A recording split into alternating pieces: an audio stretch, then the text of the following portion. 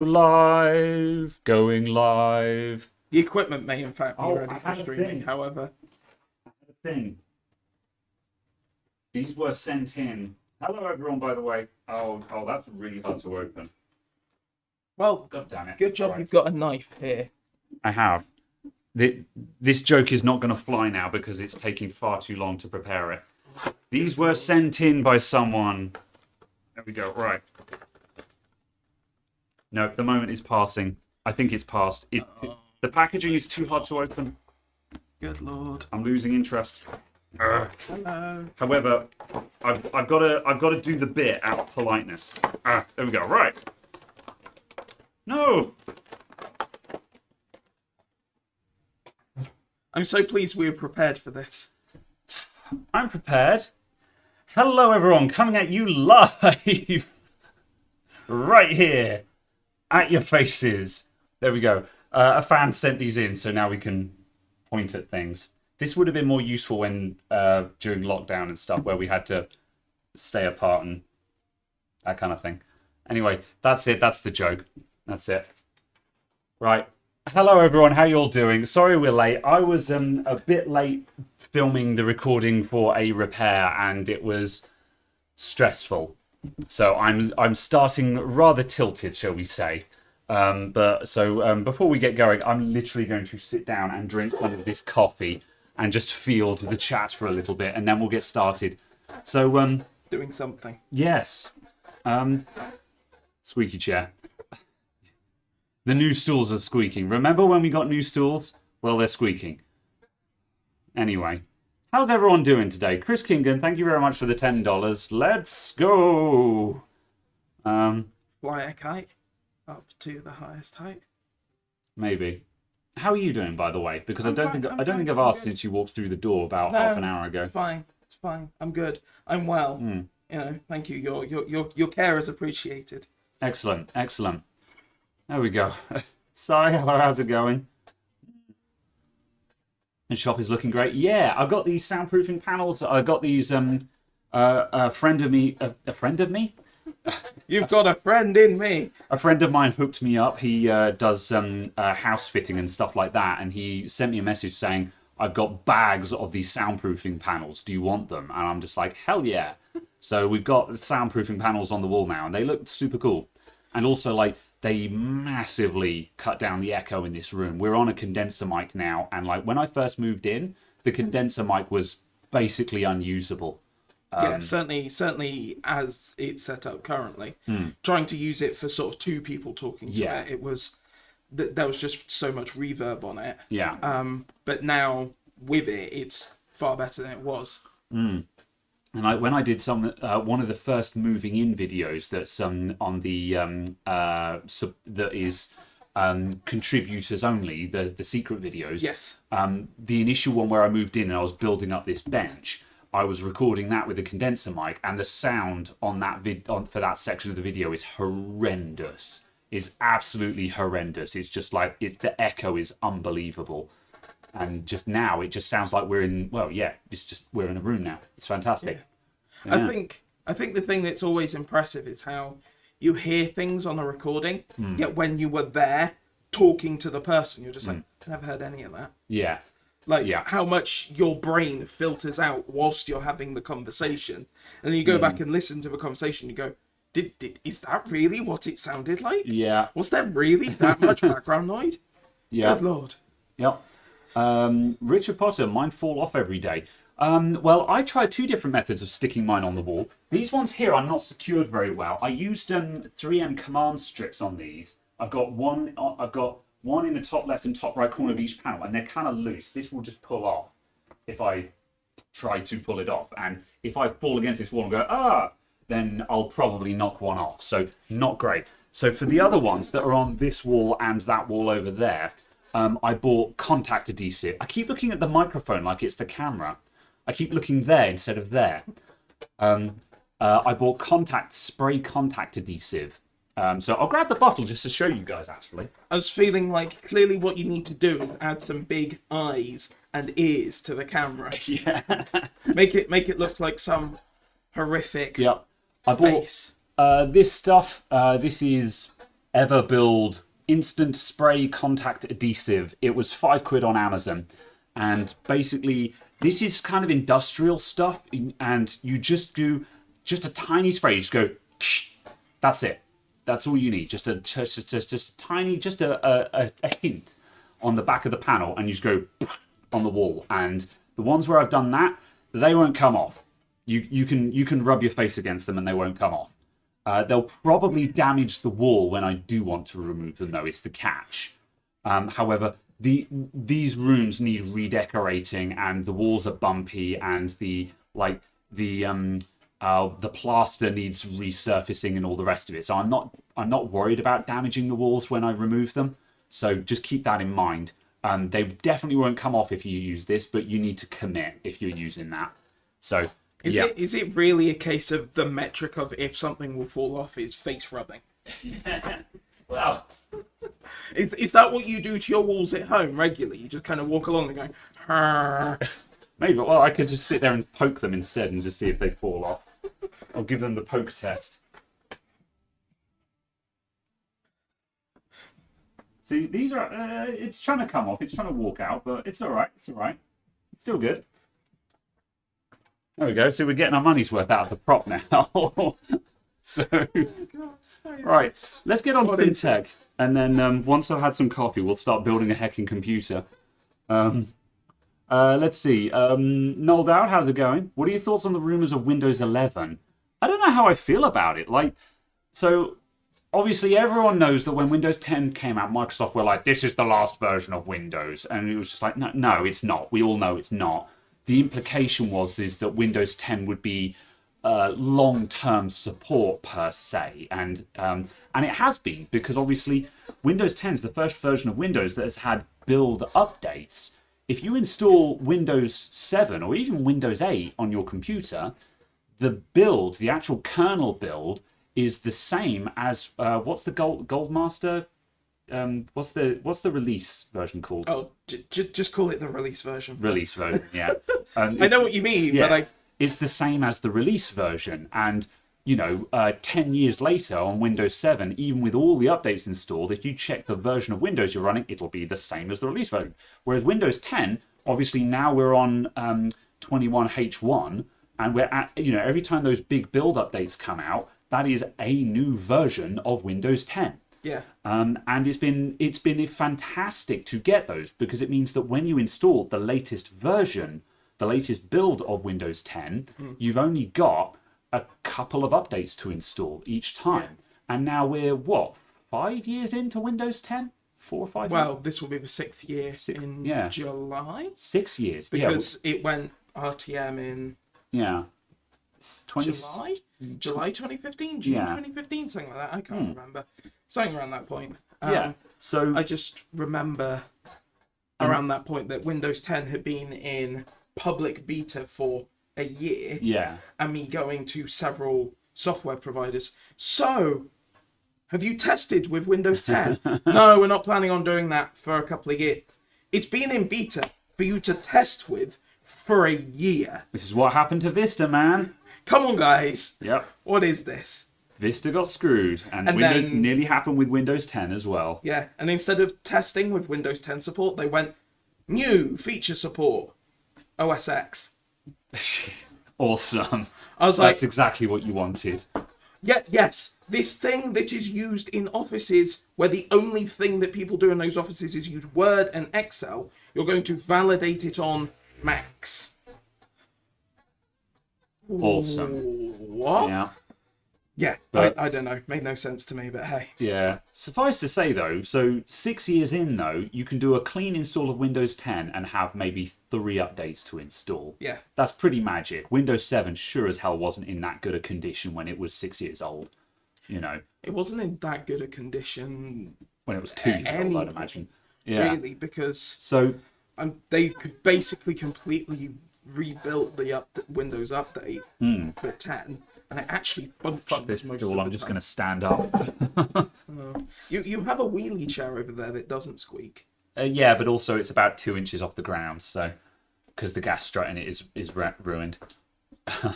So I can offer you a bicycle. Can I offer you an egg in these trying times? So there's some super chats. I'll get to you guys in a moment. I've got to finish my bit on the question first. So so Windows 10 in great condition. That's what Microsoft meant by saying it was going to be the last version of Windows, is that they were going to release updates for it, and that's exactly what they did, and it's been great. Although, however, eventually, obviously, they want to do some kind of.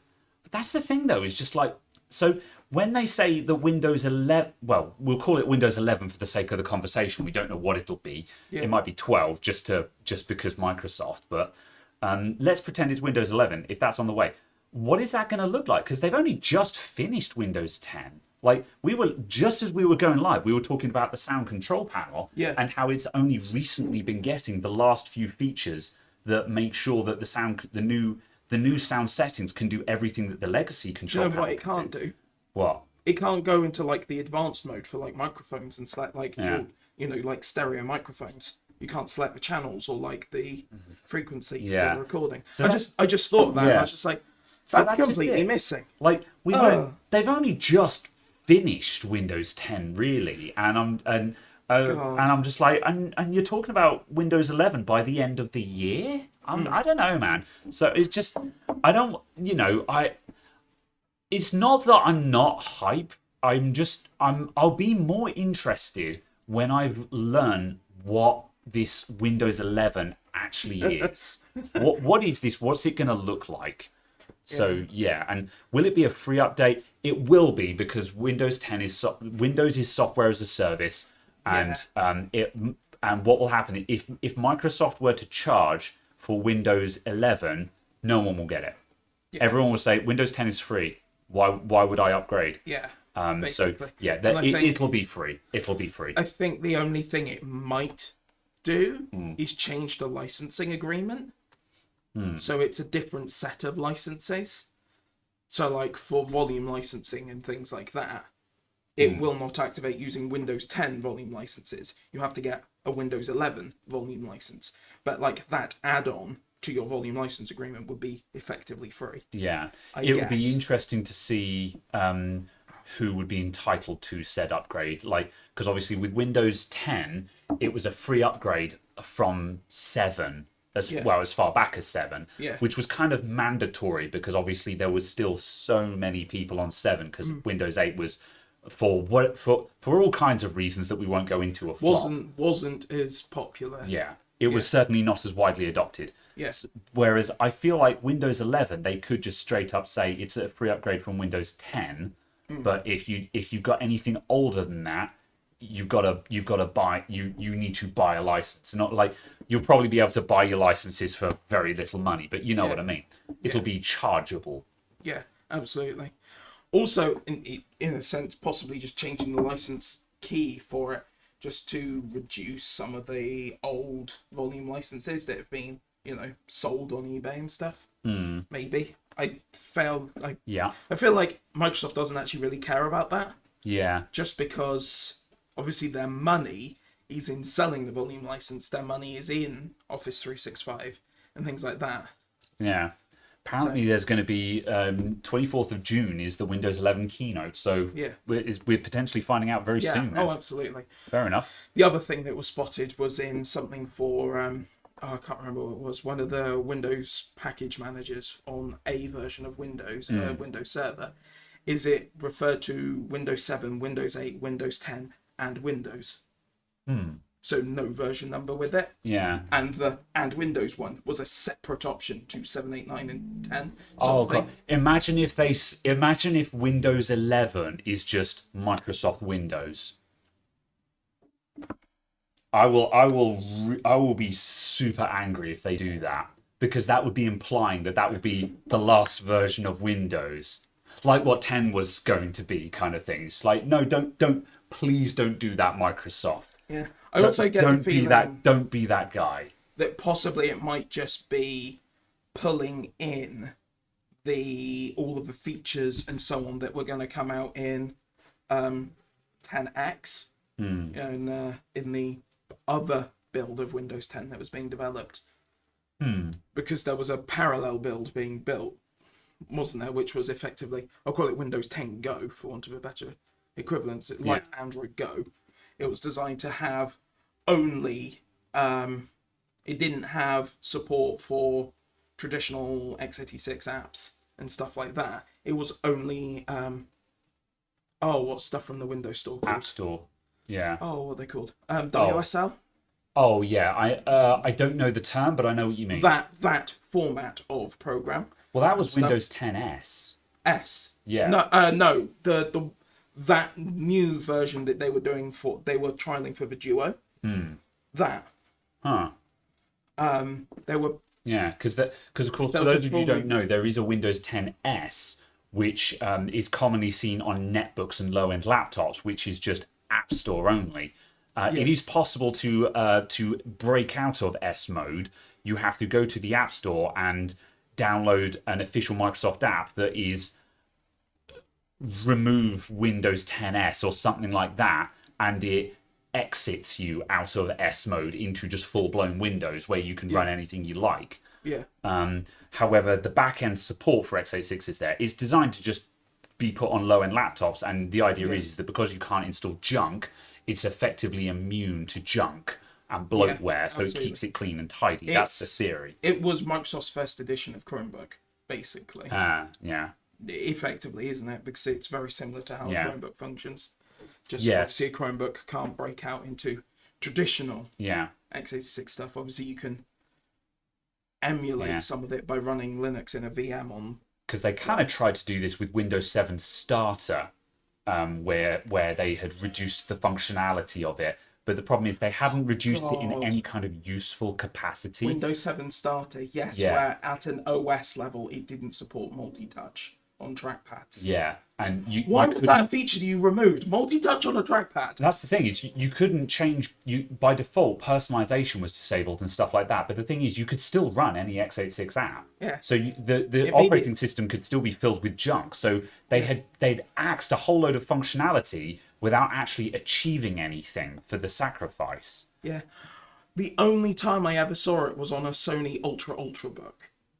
Like some 9-inch laptop or something from Sony that cost about $3,000. Because Sony, yeah. It cost like £3,000 and had like an Atom in it.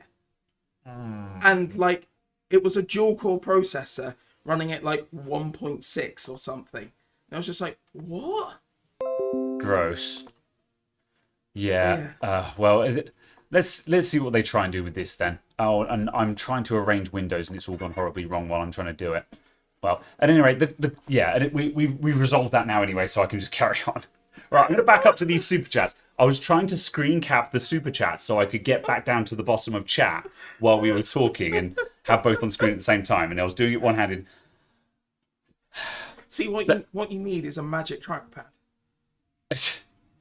Yes, I need a better trackpad than these things have, but these things are too convenient. Anyway, Ben Lay, thank you for the £5. Much appreciated. How's it going? And also, Narayan. Is that like a Nyan thing? You've got a cat profile picture? I don't know. Narayan, 76, thank you very much for the fiver as well. Great news! I no longer have an FX 6300 and a GTX 580. This is very good news. You've got a Ryzen 3600 and a 2070 Super.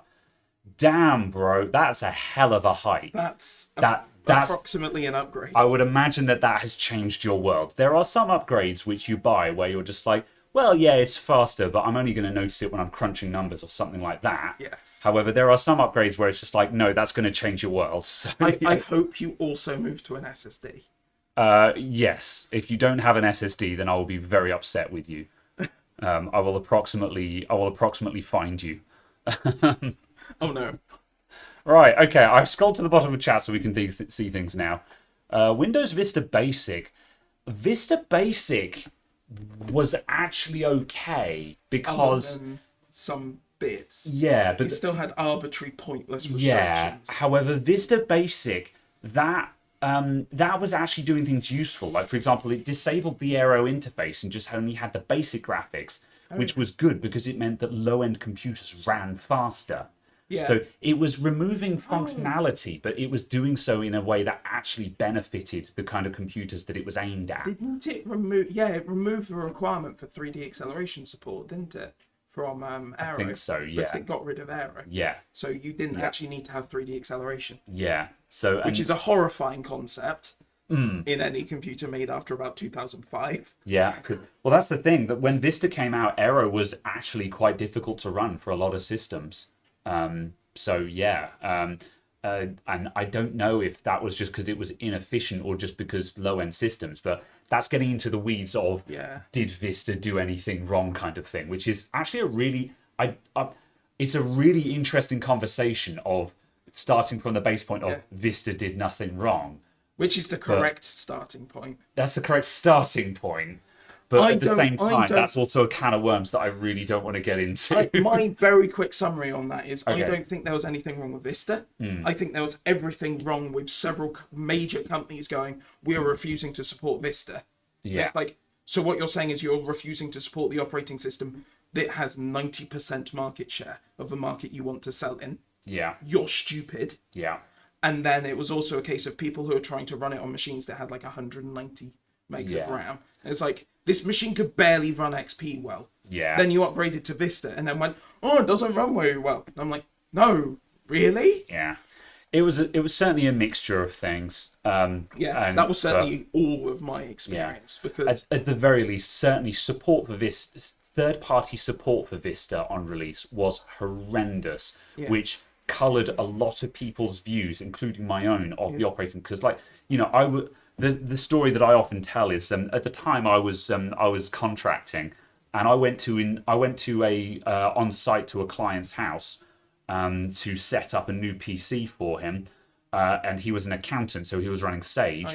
I installed his new Vista Dell computer, and it was a decently spec'd computer. It ran very well, and I couldn't get Sage working on it. And I called up Sage and spoke to their tech support and all the rest of it, and they were just like, "Oh, we don't support Vista." And I'm like, "What do you mean you don't? What do you mean what do you mean that Sage, the industry standard accounting software, doesn't support Microsoft's latest flagship operating system that has been in beta for a year?"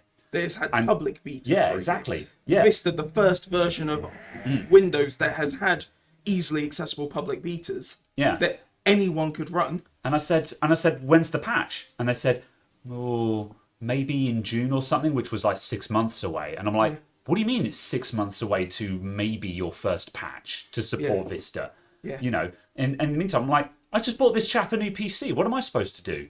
And, you know, he had to go back to XP.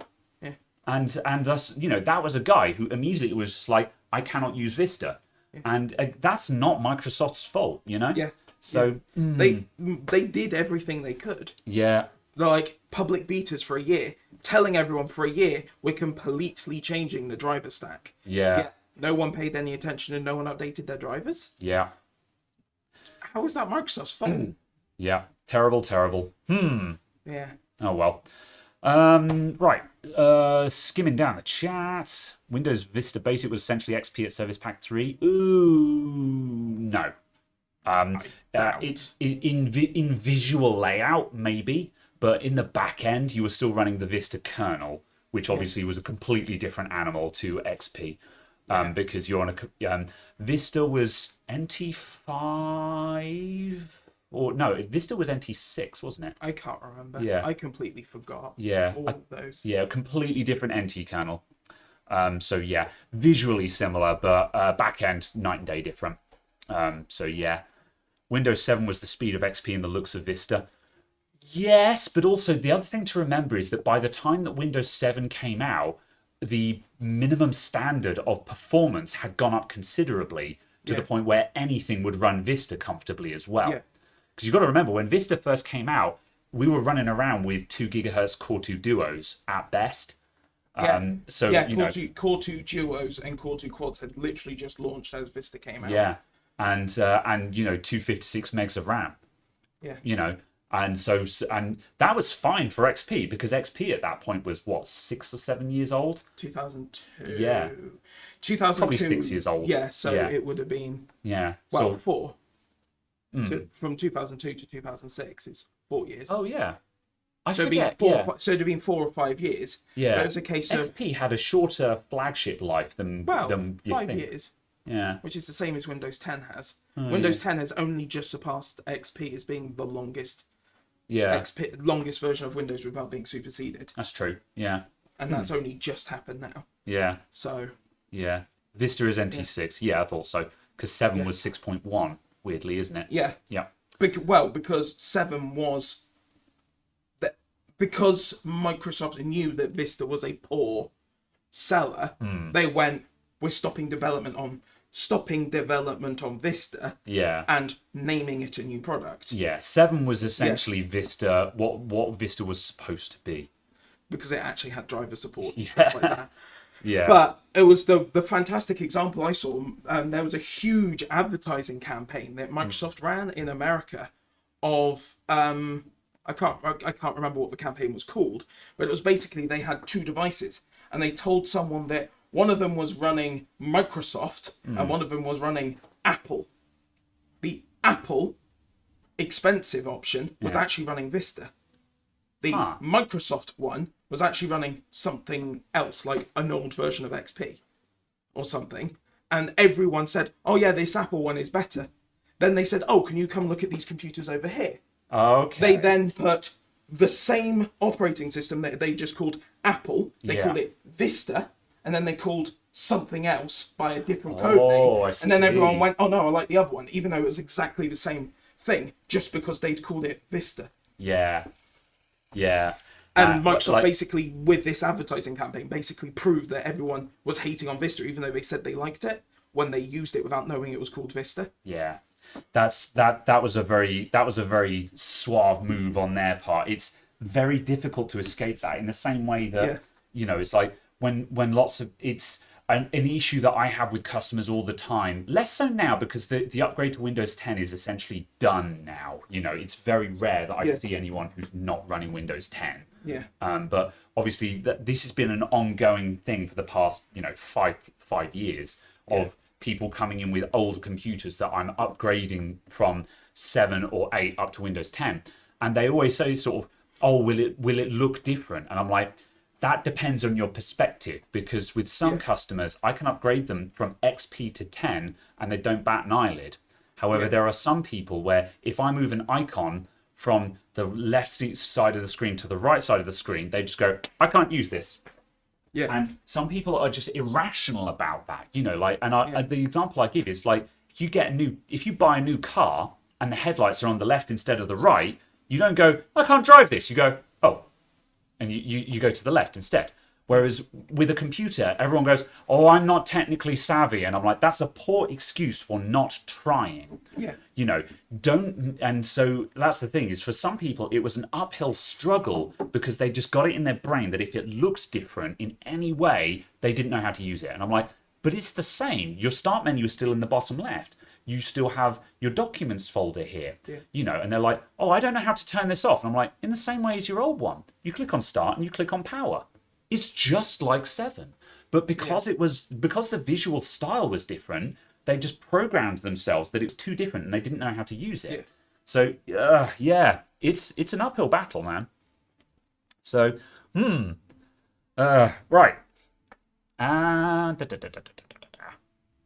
XP, Windows 9X and stuff. Yeah. Right. I watched a video from before you get going. I'm just going to quickly say thank you very much to come back scrolling. Oh, I hate this trackpad so much. There we go. Thank you very much to Riamoen McDonough Chad. I think I've just done a horrible job of that. Do you think you can do better because you're giggling? No, it's just the way that you kind of halfway through just went, this is all raw. Thank you very much. Welcome to Tier 1, by the way. Thank you for the channel membership. Yeah. Right, carry on with your story. No, LGR, the channel on YouTube who do legit game reviews. I can't remember who do old PC stuff. Yeah. They were building a Socket 7 machine, I think it was. Rad. The one that Katrina linked in Retro on the Discord. Okay, yeah. And I was watching that, and I watched it, and I just spent half the time watching the build, kind of going, no one really bothered at the time to even try and lay things out logically. There just seemed to be zero effort made. It wasn't a case of...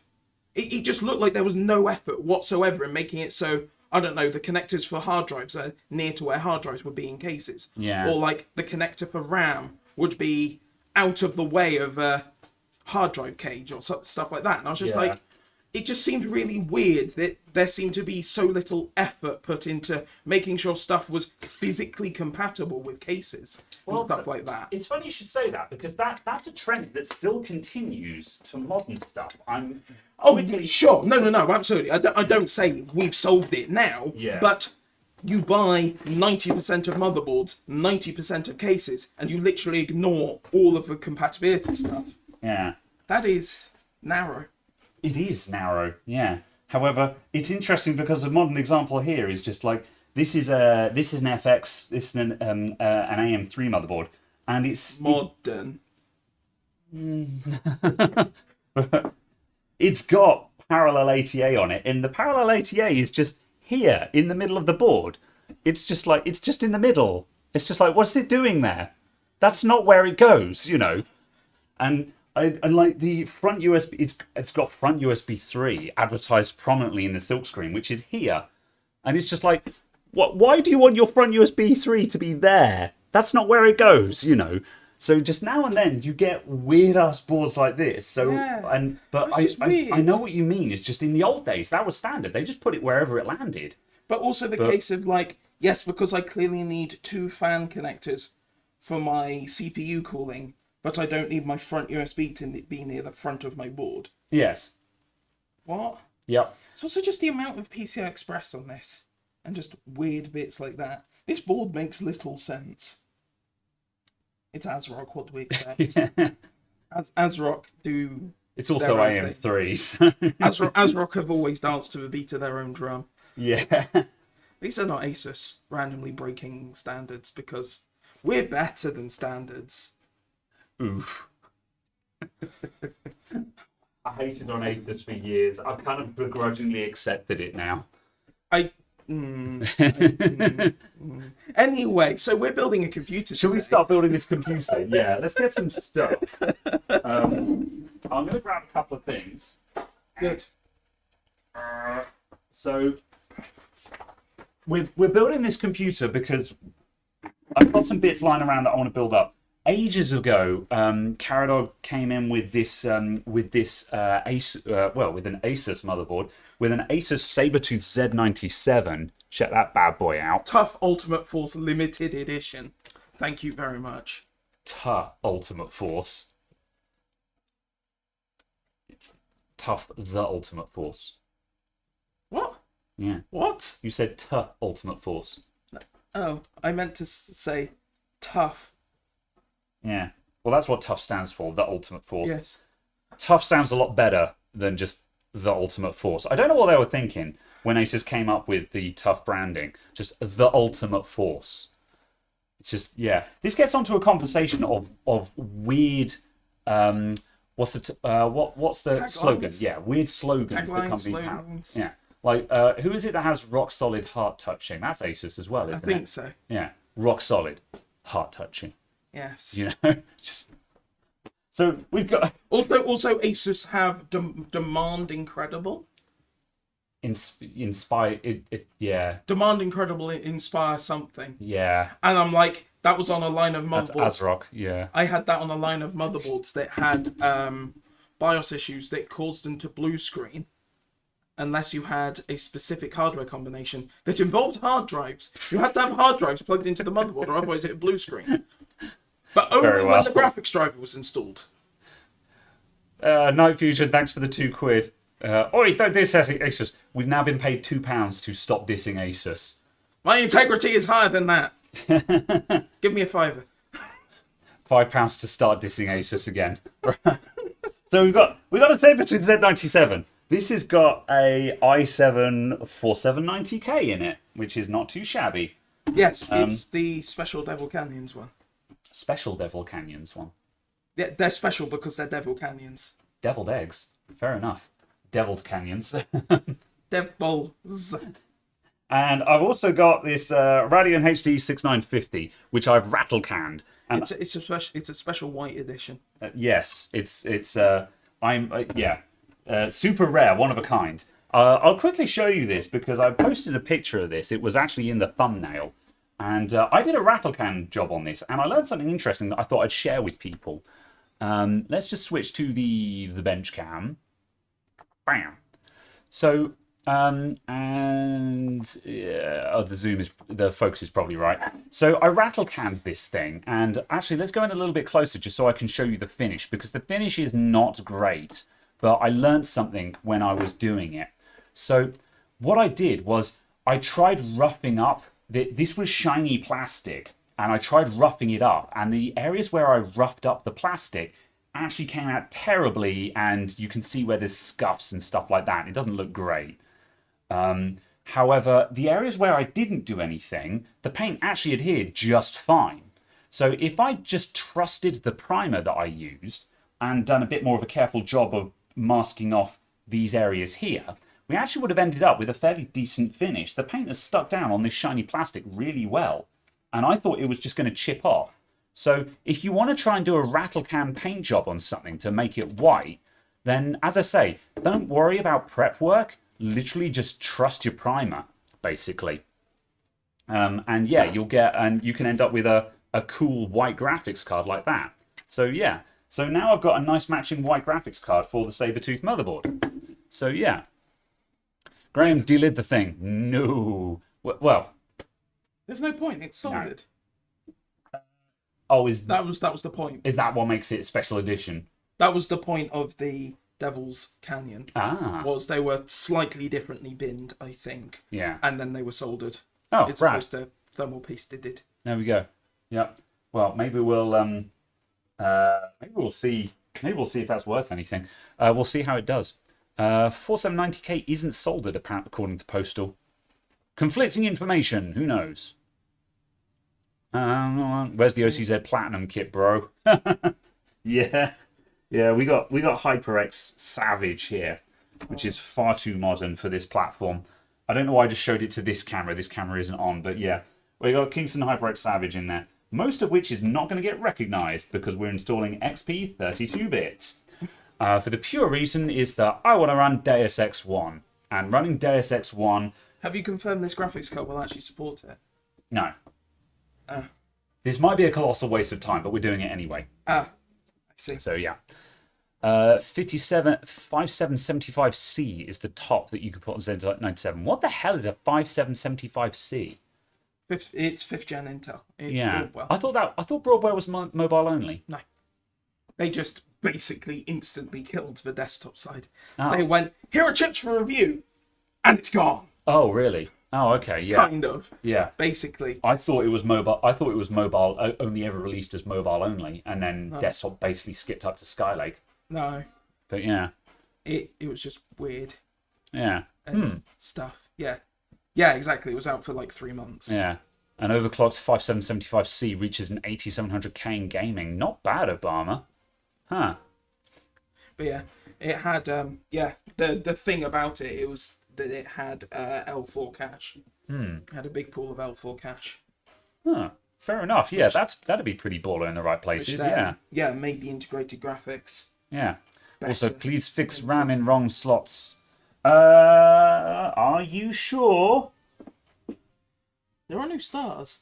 We've got something. DIM1, A1, A2. I was going to say on Int. Oh no, A and D you count from the socket. Yeah, no, I think he's right. Hang on a sec. But that's B1, B2. A1, A2. Yeah, you we've want got A1 B2 and B1. Yeah, and we've got B1 and B2 down there. So no, it's correct slots for this board. Although if someone wants to look up the manual, I'll gladly be corrected. But this is not going to be a performance machine, so I don't care. Especially given that it's going to be running XP. Put it in a LAN boy. Yeah, boys. With your Danger Den. With the Danger Den Maze 3. Yeah, I've got to find that. I'm sure I've got it. I think it's under my bed at home, legitimately. I think there's a box underneath my bed at home that's got just all my Danger Den Maze 3 water blocks in it. I wouldn't have thrown them out. The way you said that kind of implied that it was connected to the bed. Water-cooled bed. When it gets stuffy at night. Yeah. I always want to have a cool side of a pillow. So I water-cooled my pillow. I'm going to get the case. I've got a case for this. I have absolutely no idea what you've got planned for the case, but still. Nothing nothing super interesting. It's just our white case. So you are going for a white theme on this. Yes, we are doing the white build. Fair enough. I mean, there's a nice Leanne layout here that's white. Oh, have you fallen over? Okay. This is not really the ideal case for this build because the ideal case would have a 5¼ inch bay for a DVD drive. Yeah. Because considering that I want to run old 90s games on this, I kind of need a DVD drive.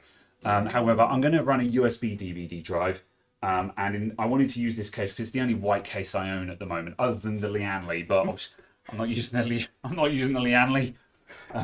So yeah, I thought I'd dig out the XPG Invader, which I've had since I reviewed it.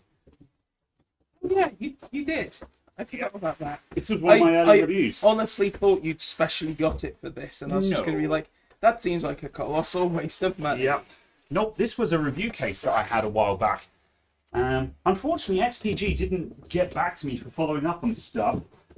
But that's a shame. On the other hand, I wasn't really getting back to them either. It was a mixture of it was a mixture of just breakdown of communications, which is a shame because I really wanted to talk to the PR company because my contact was with a PR company that was working for several large brands that included, like Iyama and MSI and stuff like that. So I was kind of hoping that this would be an angle into a lot of other stuff, but it just didn't pan out, unfortunately. I got this white case, so I thought we'll put it all in this. XPG is a decent brand. It's Adater's gaming division. I would call it a budget brand. Oh, you've got yellow bits. Yellow bits? Oh. Yeah, I would call it a budget brand, but, they've got some stuff. It's all a question of, spinning this way. It's all a question of whether it does what you need it to do or not. But yeah, this case had some cool bits about it, some bits that I liked and some bits that I didn't like. There were areas where they put in a lot of effort with this case that had made it quite interestingly unique. But then there were other places that just let it down. Like, the fit and finish of it. The gaps between panels are horrendous on this case. As soon as I just pointed it out, Caradog just saw it and went, "Oh wow, you're not kidding there." And if I just quickly show you guys a shot of it, bench cam, bam, bench cam inverted, bam, and focus. See, all this gets edited out when I do a video. See, this is the top corner, and you can see the gap between the where these panels all meet up, and just how all over the place this is. That was the bad part about this case, is just nothing lines up on it, and that was the annoying thing. But the front panel on it, the USB ports are nice and stuff like that. They did their own front panel. It was all their own design. It's not just another Chinese case kind of thing. So, there were bits that came out really good on this thing, and other bits. I'm the front panel comes off and it's really nice, and you've got a removable dust filter there, and it's got ground effect lighting in here, and just there were bits of this that were really good, but there are other bits that were just kind of naff. I wasn't expecting you to finish that sentence with lighting. I was expecting you to just say it has the ground effect, and it's an achronoplon. Yeah, it flies across the Caspian Sea. So as I say, it's got an underglow light at the front, and it's actually got a built-in RGB controller for that underglow light, which has got an RGB output. Because I can see I've actually left an LED strip in this, which I'd forgotten was in here. Goodies! So, indeed. Let's start building this thing up. It's got black screws though. Black screws. Oh yeah, black them. I like the contrast of black bits in a white build. So, yes. If you had that case, the white colouring would get stained with dirt. Yeah, that'll happen. That can happen with white stuff.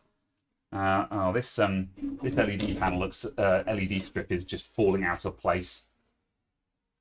Yeah. Oh, is this the one you got?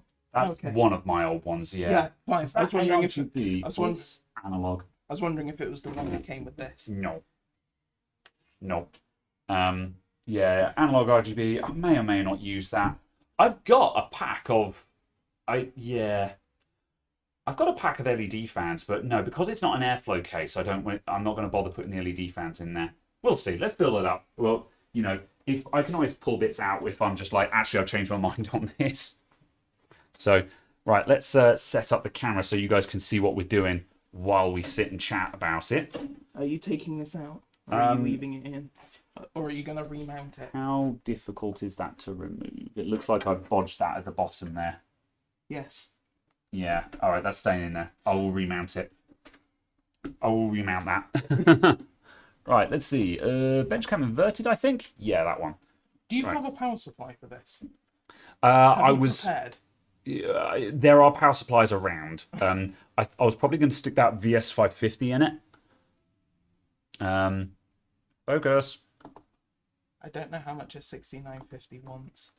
About 300 watts. And I'm not even joking. That was kind of my point. Yeah. Can the VS550 do... What can this do on its 12-volt rail? Will this power supply be enough? It's got 500 watts on its 12-volt rail. Yeah, I mean, it can run a 3070. Yeah, that's good enough for America. Yeah, that'll do. We'll stick this in it. It'll be fine. It'll be great. You'll see. So, ew, VS. Look, does this look like it's a high-effort build here we're doing? I wanted to cobble something together with just stuff we had lying around. So I rattle-canned a graphics card.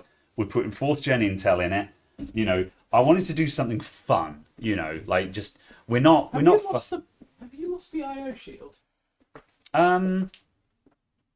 Oh. You've lost the IO shield.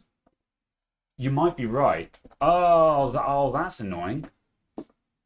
How did I manage? Oh no. Oh, hold on. Let me have a look around. Calm down.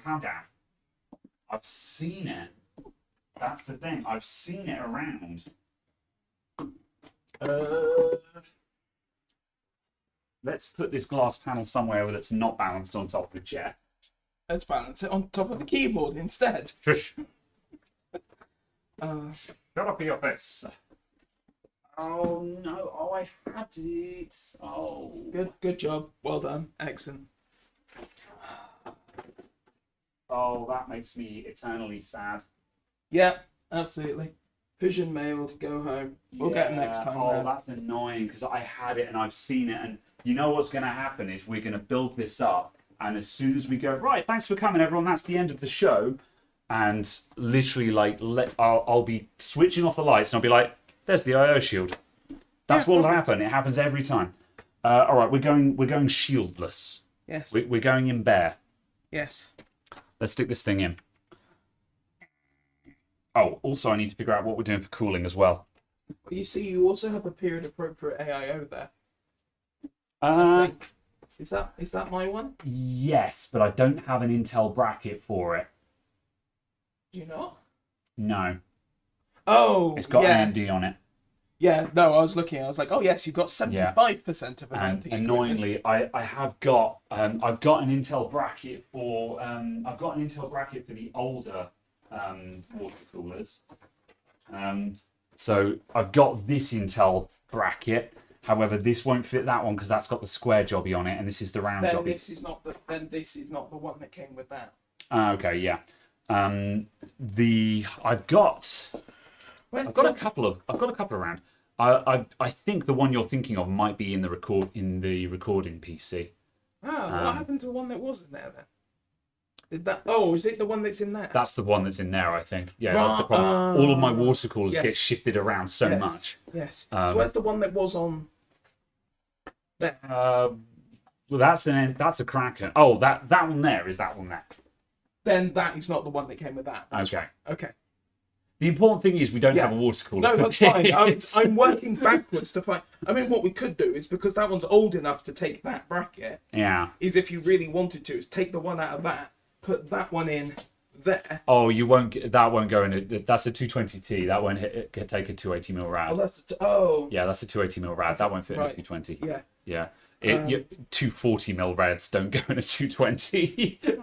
But yeah, well, they do because it's got one in there. But I'm sure you've got a stock. Either way, stock Intel heatsink somewhere. What I thought we'd use is friend of the channel dropped this on me, and this Arctic Freezer I30, and I was like, oh, that'll be good. So we'll stick this on it. This should be a fairly decent air cooler, I'd say. It's even got white blades on the fan. That's right. It was originally from Scan as well. It's got the Scan sticker on it. Excellent. So yeah. Rick Lakes, thank you for the $10. Hello, hope you're having a good day. I'm getting there. Thank you very much. Oh yes. Been stressful, but now we're getting on to something that's a bit more entertaining, hopefully. I looked at that and then suddenly went, yeah, except for this isn't compatible. And then I forgot what socket that was because I thought that was 775 for a second. Yeah, no. And then I just went, I've got a 775. it's fine. Yeah, I was really sad that I've got this piece of art as well. This Akasa Blue Aurora. Hang on, so let me get that out of the way. I got this work of art, and this would have been rad as hell, man. Check that out. How naughties is this thing? Still in sealed cooling. However, this is. I guarantee you could sell that for 50 quid on eBay. You reckon? Sealed. Well, it's sealed. People pay stupid money for stuff that's sealed. However, also it's only 775. So it's sealed. It's sealed for your 775. There's an alliteration joke in here somewhere. It's sealed for your pleasure. Wait, no. Moving on. Either way, it won't fit, so we can't use it. Then it definitely isn't for your pleasure. That would have been cool if we'd been. I would have loved to have put that on it, but yeah, no, it's no bueno. And Night Fusion, thank you for the additional £2. Zip tie the AIO. No. You should have told me, and then I could have brought the thermal take fans. The thermal take fans? Yeah, with the LEDs. Oh, not those ones. Yeah, they would have been period appropriate. No. Yeah. They're actually possibly slightly older than this would be. But still. If this had a mesh front panel, I've got a brand new pack of Corsair SP120 RGBs. No. And I'd have put that in there just for the sake of building it up and making it look pretty. No. But because it doesn't have a mesh front panel, it's not worth it. It's fine, I can make this the Airflow edition. That's what I did for my Obsidian. What happened to the EK AIO? That's in my LAN call too. I'll let's turn that on so it lights up. You guys can just about see that. Hang on a sec. Let me I switch back to. Oh, if I just face cam over there, you go. The EK is in that one there. That's where the EK is, and that's where it lives. So, bam. And it does very well in there. It looks very pretty. It's a shame. I really want this computer out on the front shop floor, out on show, but it's there for testing. That's what it was built up for. So it just sits in the background and looks pretty now. You need an old style Zalman flower. Yeah, man. That would be cool as well. Again, I have one. Thermal steak. Grilling bits on the CPU. I saw a very funny video that was literally that recently. Right. I'm going to take off this old mounting hardware. Any idea what this is for, this backplate you've got? And do you want it? It's for a Corsair. I was going to say, actually, yeah. It's for a Corsair I should have AIO. recognised that, yeah. Just missing the input. Oh, yeah.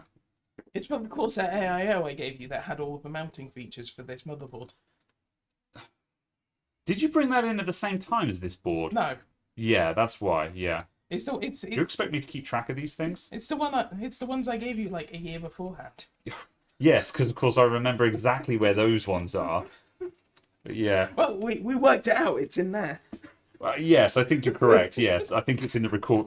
I think the one you're thinking of is in the recording station at the moment. Sorry, guys. Stream's over. We're taking out the call. Just start YouTube live streaming from a mobile phone instead. Time to go mobile. Oh, dear. Right. Let's see what's going on in chat. I'm upset you're not using AGP. Well, as I say, for Ultimate XP builds, this is not exactly period correct, but I'm thinking that this is probably the oldest hardware I've got lying around. No, it's not actually, not by a long shot. But this is some oldish hardware I've got lying around that should run XP without any fuss, and still be kind of modern and cool looking. And it's a matter of any game that I want to run that is from the late 90s or early noughties, it will just run at a billion FPS. So I can just run at whatever speed I want. Could you move the case out of the way a sec, actually? Just because we should probably mount up this air cooler in situ firstly. So let's do that. Yeah, if you want to unbox... Yeah. If you want to unbox that while I read up on chat. Man, that thing's big, man. Comes with the... Is that thermal paste separated? Is that separated into literally water? Oh, what? Has that been used before? It's MX4. Possibly, because this is very much not official baggage. Oh, yeah. Yeah, this has been used before, hasn't it? It's just been Apparently it was repackaged. RMA'd. Oh, interesting. RMA number, and we've got a used tube of thermal paste. Odd. I don't know how I feel about that. Oh, what, the lack of flatness. It's a bit how you're doing, isn't it? No one cared about flatness in those days. Check this out, everyone. Look at that. You could build a village in those canyons. It is a little bit how you're doing. Yeah. Goodness. However, it's a big ass fan, that. Huge. All right. I might task you with fitting this CPU cooler while I catch up with chat. Have we got everything we need for that? Oh yeah, we've got that as well. Yeah. Are we going permanent? Am I gonna peel? No, never peel. Does it fit? Yeah. Good. Excellent. Right. I'll leave that on screen. You can fit that. I'm gonna read chat. Oh. What else have you got? More. Well, yeah, because you obviously need some plate. We've got 2 back plates for some reason. Yeah, that's more what I meant. Yeah. I meant, oh, there's more. That must be the AMD one. But wait, there's more. All right. Anyway, let's see. Should put your naughty Strix in that build. What's your naughty Strix, Night Fusion? I don't want to know. me waiting for the case to get knocked off the stool. Oh, it'll be fine. I need a GN mod map. I kind of want one and kind of don't. Like, I've actually gone back The to... address is known. It's true. If someone wants to buy me a GN mod... I was right. I thought I was right. I thought I was about to say a GN mouse mod mat. A mod mouse mat. They're more than welcome to. I think they're rad. I've actually gone back to using my old mouse pad on this bench, though. The old Dragon one that's full of burn marks and stuff like that, because I had... Battle scars. Yeah, well, I had the really nice one that an anonymous viewer sent in, which is now over here. It's on this bench here. And I was using that, but the problem was just pretty much every job I was doing, I was like, I need to cover up my nice mat because I don't want to ruin it. And I'm like, there's no point in having this really nice mouse mat on this workbench because I'm constantly covering it because I don't want to damage it. So I've put the nice one on the show bench behind me. And I've gone back to using a grotty one here. And if I got a GN mod mat, then the same thing would happen. I'd never want to use it. That's the problem. I like that the instructions specifically call for sticky tape. Good job. Let's see. What board is this? This is an Asus Tough Gaming Sabertooth Z97 Mark S. So the Sabertooth Z97 was this board in black, and the Mark S version is just the white special edition one. Void Pure, the motherboard's unique number. The limited edition had a number marked on the I/O shroud. Yeah. Oh yeah, it's 2980. Oh, sorry, 2680. I'm reading it upside down. 2680 apparently. Let's see. What are we doing today? Just joined. We're building up a Intel Haswell build with a really cool motherboard and my rattle-canned 6950 here that I've acquired, and we're going to install Windows XP on it, and we're going to run Deus Ex at 1,000,000 FPS. We might not actually see Deus Ex running today because I forgot to bring the CD in with me, but we're going to install Windows XP and it's going to be hilarious. Dip.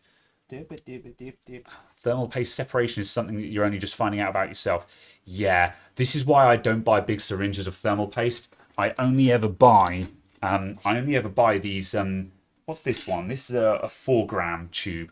I buy these 4-gram tubes of MX4 because that way they don't go off before I've used it up. And generally speaking, they seem to stay good in the box for a decent period of time.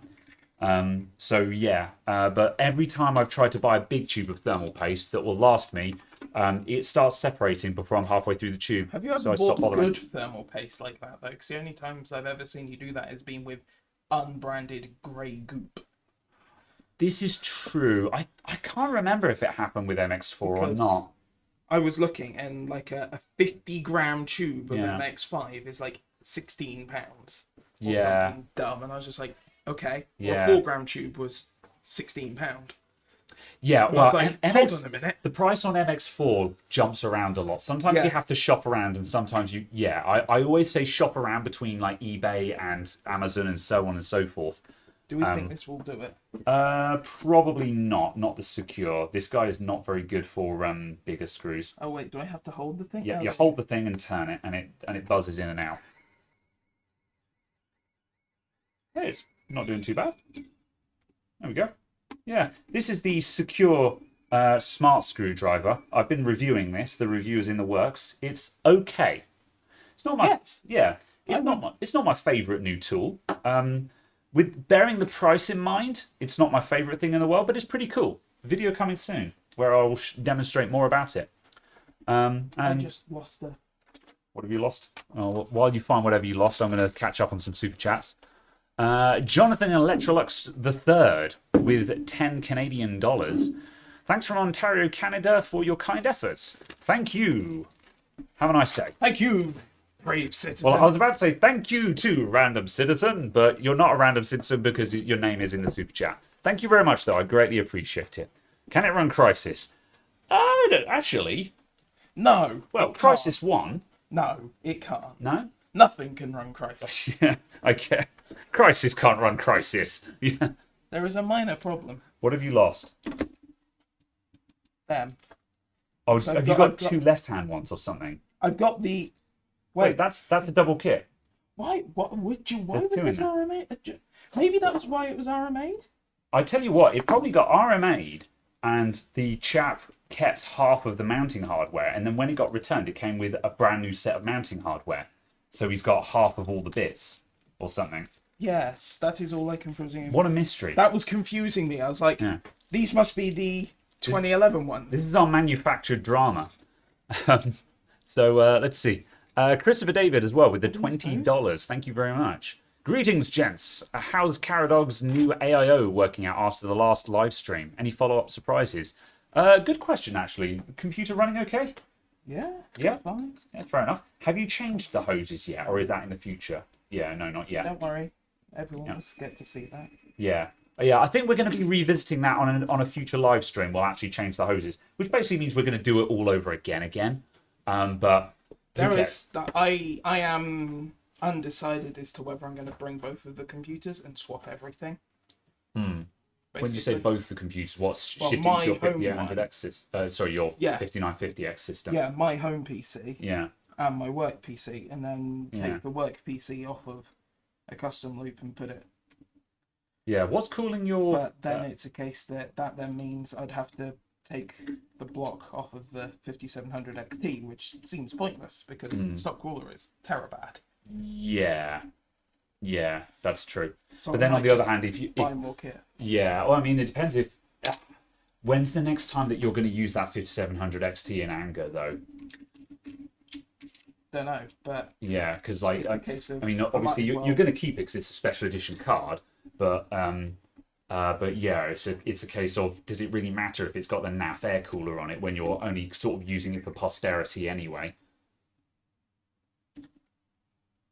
But yeah, Yes, maybe. yeah, Yeah. It's also just kind of a case of it seems silly not to yeah. leave. What's cooling your 5950X at the moment? Have you got the chiller on it at the moment? No, I'm using the Arctic Liquid Freezer. Oh, to- of course. I keep asking you this question. You keep saying I've got an Arctic Liquid Freezer too. And I Yeah, keep just going, oh the- yes, I knew that. The 360. Yeah. Annoyingly, I can't use the special AMD offset mount because it interferes with something. Yeah. Have you got these the right way round? Sanity check. Yes. However, I feel like they should have been 90 degrees. Are we going to change that? But see, the only reason I did it that way round is because it says typical ATX, and it's got it the blowing other way upwards. round. Yeah. And I was like, is this cooler designed to function the other way round? Yeah, they're going for a upright, and so that's going to sit there and blow upwards. Yeah, that's I don't know, man. The graphics card's going to be like there. Exactly. That's why I was Yeah. kind of like, I don't understand. Yeah. That makes little sense to me, but that's what the instructions say. I mean, it's a square mount, so you can just rotate the whole thing 90 degrees. Yeah. Which is what I'm inclined to do. But I wanted to see what it would be like. Yeah. And I was just like, oh, this makes no sense. Yeah. I do not agree. I disagree. Yeah, I concur. We're going through 90 degrees. Where were we? RMA. Anyone know what that means? RMA is Return manufacturer authorization. yes, that. Basically, when you want to return something that's faulty and you're sending it directly to the manufacturer. So in this case, this is an Arctic cooler. If you call up Arctic and say my cooler doesn't work, I want a warranty replacement, they give you a number, and that number is essentially your permission to return it to them. It's saying yes, we have acknowledged that there is a fault. Well, we have acknowledged that you have a problem. Send it to us, and we will sort it out. It's and so you put that number on it, and when it shows up, they know whose cooler it is, and blah blah blah. That was an awful explanation. And blah blah blah. Yeah, it's a tracking number for a return. There we go. Absolutely. I don't like that this is round. It feels like it's going to fall off the table. Oh, it keeps rolling away. Yeah. Yeah. The YZH has the same problem. It keeps trying to roll away. And also, this is quite heavy as well, which is yeah. It feels like it would break it.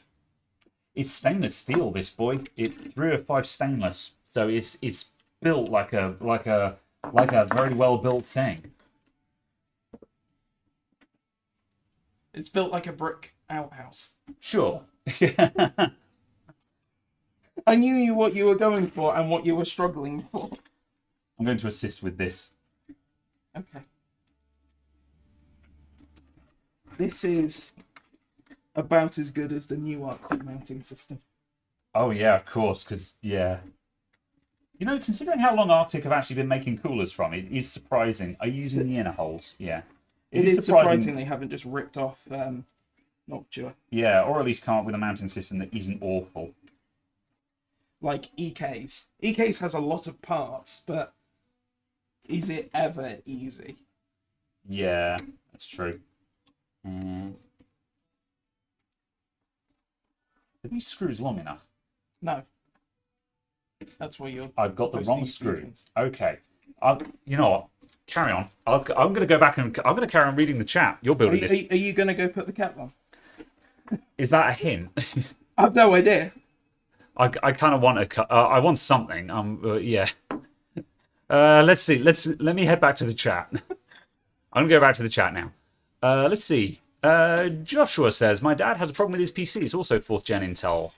It's a 4460. If you're right, it doesn't want to turn on sometimes and occasionally cooperates. Running on an Asus H81. That was literally the fault that this motherboard had for the longest time. Yeah, I was going to say that's the real common one when I mean the recording PC that's under the bench is a 4770K, and that just one of the reasons why I leave this computer on all the time is just some mornings you press the power button and it lights up, it just doesn't post, and you have to hit the reset button a couple of times and then it will post, and I just leave it turned on all the time as a result. The solution I found was changing power supply. Changing power supply, yeah. Even though the power supply works absolutely fine. Yeah. Different power supply and it stopped doing that. Now you mention it, I don't think I've seen the problem occur, or I haven't looked for it since I put a different power supply in this thing. Because for the longest time, it had a Corsair TX in it, which was the loudest power supply I've ever used, with the exception of your 2 kilowatt stupid thing. However, now I've got a Be Quiet in there, and I don't think I've actually seen the problem since having that. So one thing I don't like about this mounting system is you can't get the processor out. Oh, without removing all the bracket. Yeah. Yeah. That's a bit faff, isn't it? Yeah. Make these out to here, Yeah. and then it's not a problem. Yeah. But then on the other hand, they're... yeah, I don't know. This is an interesting case. Just make it so it's a straight line between there and there. Yeah. So that then moves to there, that then moves to there. Yeah, and it you would can clear the obviously- flat, wouldn't Yeah. it? Yeah. It just seems unnecessarily... Yeah. It's something. Yeah. All right. Shall I get some thermal paste? Because I don't think this guy's going to do us any favours. I refuse to use the period-appropriate thermal paste. Well... I require modern thermal paste. You can squirt it on there to demonstrate how useless it is. no, there's literally none in there anyway. I was going to see if there was any in there and if it had separated. I'll tell you what, if you want period appropriate, I've got some Akasa 455 here. This is probably about 10 years old. That's genuinely one of the tubes of thermal paste I have in the Oh, office. that's gone. That's gone. Yeah. Okay. Hang on a sec. Let's have some expired thermal paste gore, because that seems like something that's fun. Now soft focus, and I'm going to grab some kitchen roll, otherwise I'm going to make a colossal mess. Right, let's see exactly what's happened to this thermal paste. Here we go. Oh, that's too focus. Let's back out a little bit. Too close. This is very difficult to do live. Where am I going? About there. Okay, here we go. And so if we zoom less in close, terrible than I was expecting. yeah, I was going to say I just saw some liquid on the surface, but if we go in super close, if you look there, you can see where it's gone all watery and horrible. This is not a bird poop, it's thermal paste. However, you can see how the liquid is separating from the paste. That's what expired thermal paste looks like. And that ain't going to cool your CPU properly. That's no bueno. So this whole tube is goose, and I'm going to chuck it in the bin. That is useless. Out of context screenshot. Yeah. Oh no. Can I have some alcohol? Some alcohol, you can. As a special treat, I've filled up the bottle. Excellent. Can I also have some paper? I'm removing of the thermal paste. Oh, right, yes. We're taking the old stuff off. That's very generous. I'm just going to put the new one on. Oh my god. I thought you were a professional. You're implying that I care about this build. This is the thing. Jank is kind of what I wanted to go for with this build. Part of me wanted to do loads of stupid stuff that people would find horrifying, just so we could build it up and then be like, look, it's fine. I mean, if you wanted to do that, you could lap the IHS using a Dremel. Oh no. Well, no, I tried lapping this with a Dremel, and look how that came out. I'm sad that you can't buy high enough grade grit from any of the hardware stores. Yeah. I was just like, when I found that out, I was just like, oh no, we have to turn the camera off whilst I apply the thermal paste to comply with the conventions. So what are you going for?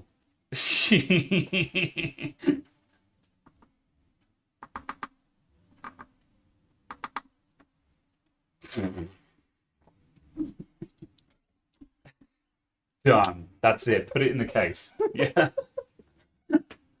Right. What have you opted for? Lovely. Look at that. It's a splat. Yeah. There we go. Right, Alice, let's do a close-up and let's just, so everyone can get angry about this. There we go. That's our thermal paste spread pattern, everyone. That's what we're going for. That's what we're going for. Right. Do-do-do. Yeah, that'll do. Yeah. Is that the back? Yeah, of course it is. Yeah. Have you got a larger one of them? Yeah. Please? I'll set. Where's my... Because I don't want to try and use that and Yeah. scratch my finger. There's certain times where you actually want an appropriate screwdriver. How's that, boy? Yeah, that's good. Yeah. I just realised I put all the screws away. Oh, good job. Oh yeah, we never actually answered. Yeah, so the chap who had the Intel rig that wasn't starting in, yeah, possibly a different power supply. I'd also try flashing the BIOS and replacing the CMOS battery as well, just to see if that does anything for you. So yeah. So occasionally it's a case of you're not particularly looking at these to fix the thing, just change the parameters, and Yeah, that's thus just it. avoids the issue more than fixing It's it. just trying to change some variables just to kind of just change the behavior of the computer so it doesn't get stuck on whatever it's getting stuck on. So yeah. Did he forget the cooling tubes for the second week in a row? No, we weren't planning on doing Caradog's rig this week anyway, but it will be back, and we'll end up doing that another time. I don't like this mount. It feels like there is zero pressure. I think when you put the other screw in, that's when it will sort of, that's when it'll feel like it's pressing down. Although it's still effectively just a 2-point mount, which isn't really ideal. Drivers, who knows? We'll find out. Need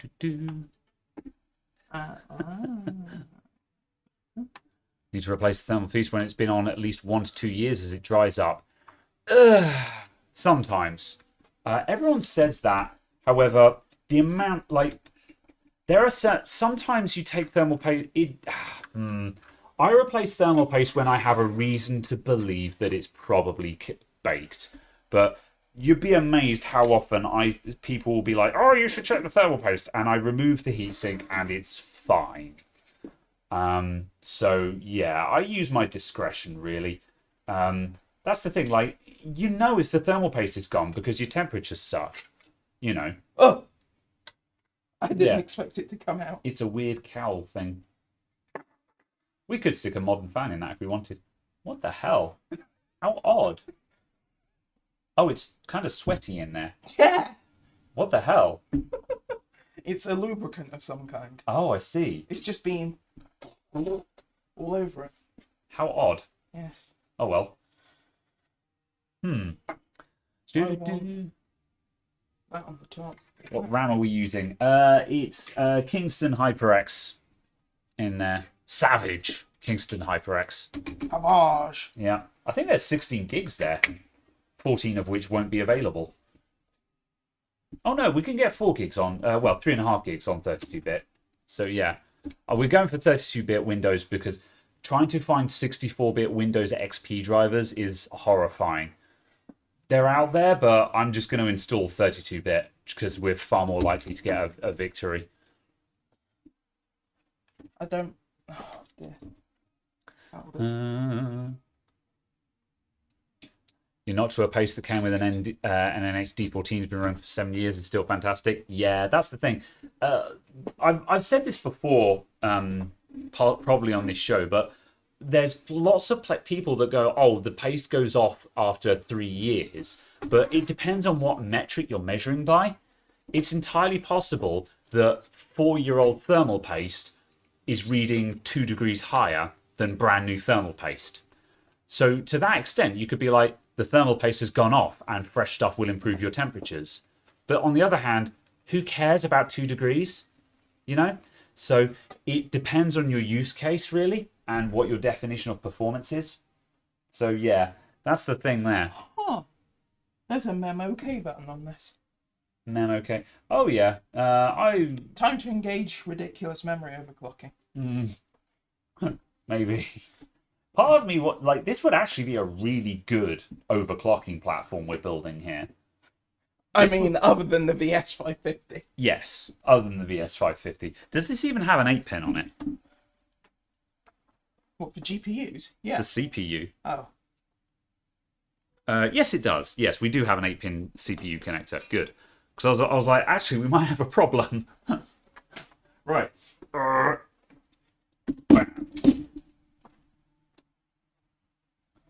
This is the nice thing about air coolers, is it's a handle, isn't it? I'm sure that'll make someone very angry. Cool.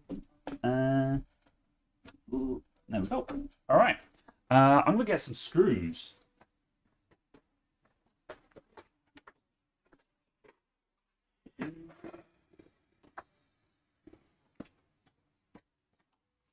All right, how are we doing time-wise? Oh, we're only 1 hour and 20 minutes in. That's not horrendous. This is going to start coming together quickly in a minute. Right, are these metric or are they imperial standoffs? Those are Imperial, and I'm never going to get that screw out again. Oh, we're okay. Right. Ugh. So what I need to do is use every single screw as a different code. Oh, no. There's the red one. So we're getting screws out of my mixed selection now, and part of me... I can't... There's a bluey silver one. This could look nice. We could put matching screws in it, and they could all be the same. Okay. But I'm going to go back to the chat. I'm not part of this scene. All right. Is the IO shield in place? I've lost it. It's somewhere in this room, but I don't know where, and I'm really annoyed about it because we've got the IO shield. I've just put it down and lost it, and I don't know where. So we're going no IO shield. So sad face. I'm also going to put more screws into this motherboard than I have in any other one. Tad late, did you miss much? Not a huge amount. We're kind of just slowly putting this thing together.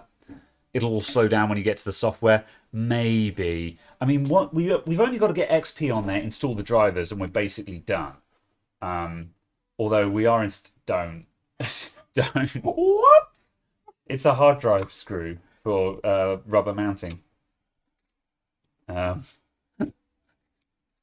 Let's see.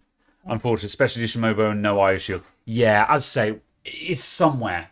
I might just do one more pass of the room just to see. Why not VirtualBox emulation? VMs are a pain.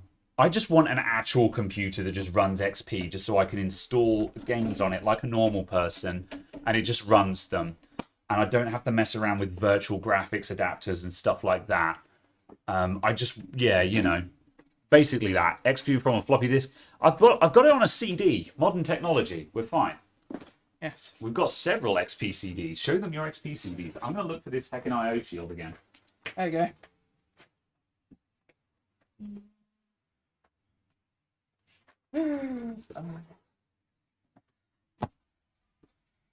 Don't worry, this will be the only XP machine running today that's actually officially licensed. Yeah. I'm trying for matching screws. More effort than I've ever put in before. I'm really annoyed because I'm going to find that IO shield as soon as we finish this. It's in the room somewhere. I don't know how I lost it because I was keeping it with the motherboard. Oh, I know where it might be. Oh, don't be a bit. No. I'd even taped it. Why is that screw unhappy? No idea. Cross-threaded? Also, that I've just realised there's a wire for the Rear fan? for the For the heatsink fan Yeah. that basically goes in through the 8-pin. It's like, who came up with this? Oh, yeah. Really, Asus? Oh, that's hideous. You know Yep. what you could have done is not covered your heatsinks in plastic, then you wouldn't need a fan. Yeah, that's the thing. Everyone loves this motherboard, but it's not a good motherboard. That's the thing. The holographic CD, yeah. Glorious. And walks in with his XP copy from Pirate Bay. I'll have you know that I Google searched download Windows XP and downloaded the first ISO that I found. I did that earlier on today on my lunch break. It's fine, don't worry, I am also prepared. Because not only do I have the install for XP Home, I have the Service Pack 2. Nice.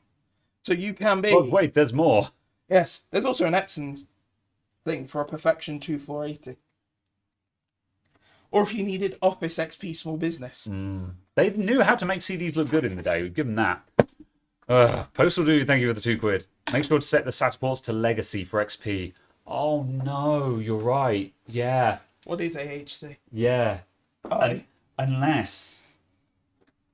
Well, no, this thing doesn't have a floppy controller, so we literally can't load... Oh, God, I'd forgotten about those days. Remember loading SATA drivers from a floppy disk? No, I don't. Luckily. Oh boy. Oh, you've ruined my day, Postal. I'd completely forgotten that was a thing. Yeah, we've got to run in. We've got to run in emulation mode because XP doesn't have AHCI drivers. That's disgusting. Like, we could probably find an AHCI driver, but we'd have to load it off of a floppy disk, and this motherboard doesn't have a floppy controller on it. Does it have to be off of a floppy? Yes, has to be from a floppy. Can it not be from another partition on the hard drive? The hard drive's connected via SATA, but it doesn't have a driver for. Yeah. Sorry, another hard drive, because it's got 2 controllers. Oh, I suppose you could run one controller in Legacy. Yeah, because Yeah. it's got 2 controllers. If it can do them Yeah. in different modes in the BIOS. I think yeah. you can do it per port. Per port. Because Damn, I know that's that impressive. some of my Z97 boards, you selected by port. Yeah. Well, you know what? Maybe we'll try that. Yeah. What I'll do, because I was probably gonna run this. I was probably gonna run this SSD here. That's totes one of your SSDs. Yes, that is my SSD. Yeah. I was probably gonna run this SSD in it. You know, because obviously it's Windows XP, so we need blistering drive performance. I mean, it would be nice. Yeah. And yeah, if I grab another scrap hard drive just to put the AHCI driver on, we might actually achieve AHCI speeds on this Samsung 840, which is a glorious mess. This is exactly how I wanted this build to go. So yeah, that could be cool. USB floppy drive won't do it. It has to be from a native floppy drive. So yeah. Also, the XP installer probably doesn't have a USB driver. Yeah. Oh, as Arnold G pointed out as well, you could also slipstream your AHCI driver onto your Windows disk. I tried to do that once upon a time. It never worked for me. But certainly that is a valid strategy. I'm sure some people got it right. So yeah. I'm just not... Nlight. Oh, good. Yeah, I remember Nlight. Yeah. I try not to. Yeah. Can you set BIOS to ID from AHCI before you install the OS? Yeah, well, that's what you would do, but if you run in IDE mode, you massacre the performance of your SATA ports. You are audio. I presume the audio's over there. Let me see. Aren't we forgetting about trim? Yeah, I don't know. Is XP going to shred this SSD because it doesn't trim? No, we'll lose some performance, but it's not going to damage it, is it? But yeah. It's also an 840 Pro. Yeah. Is it a Pro?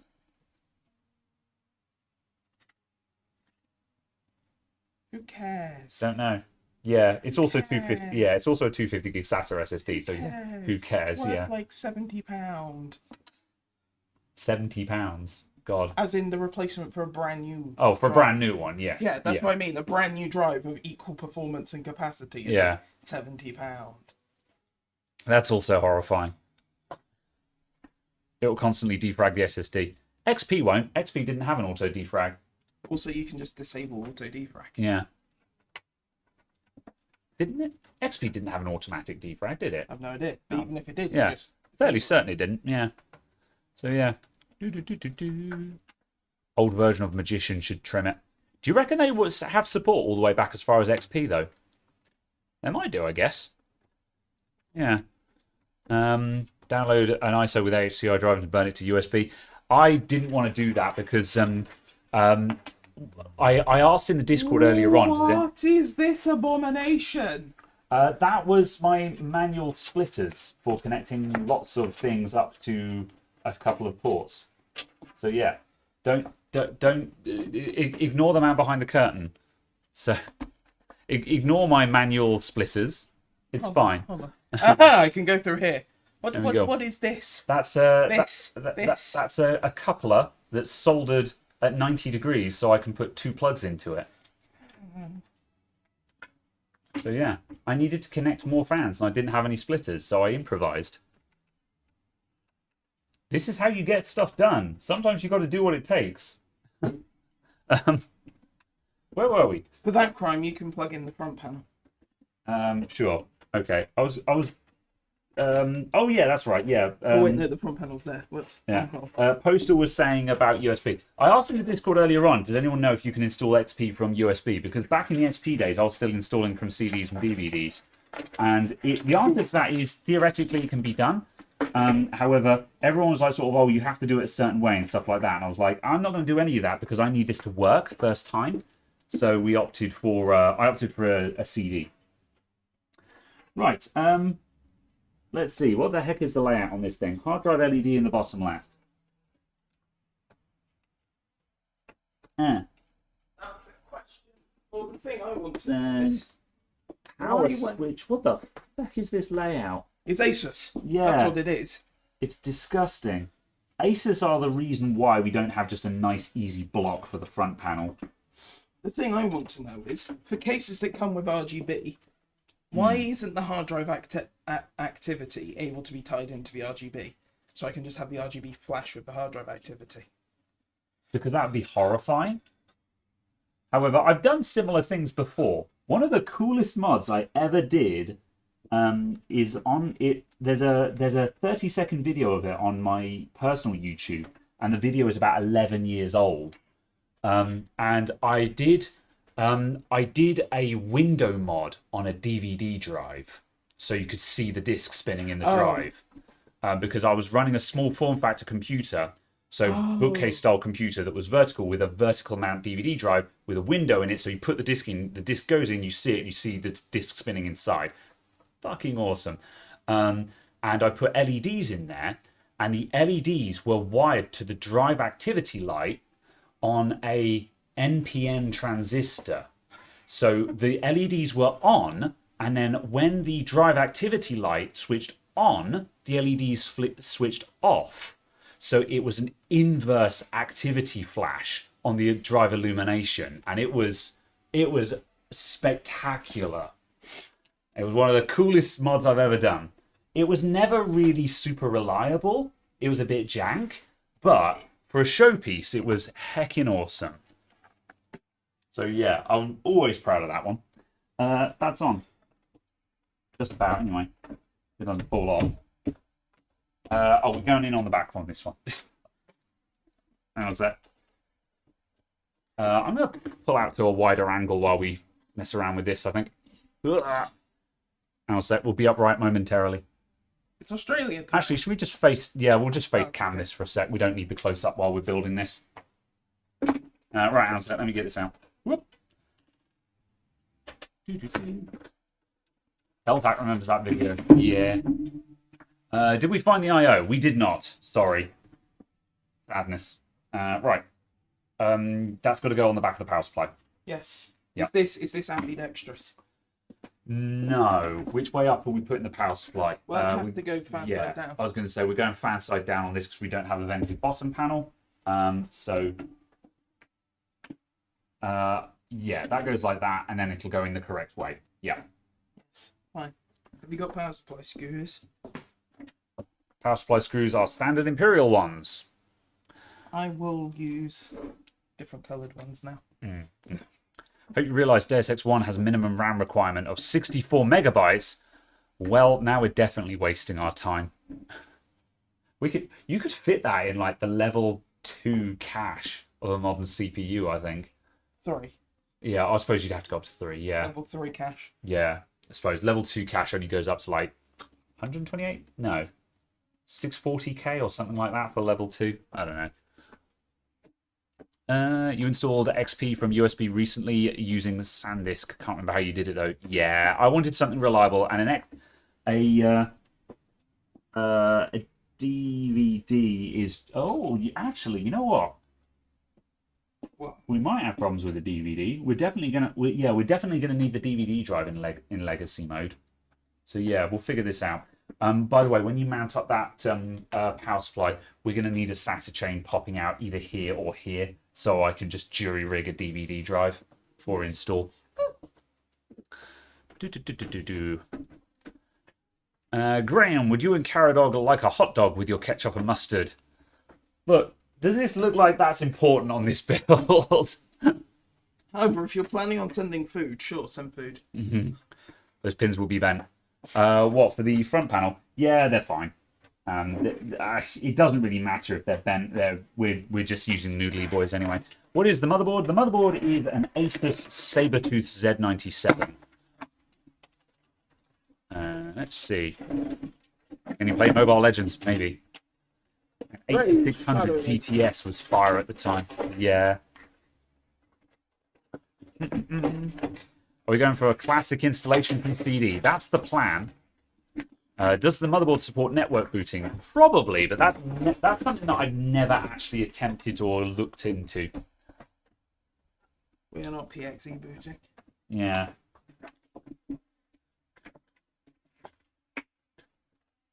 PCIe.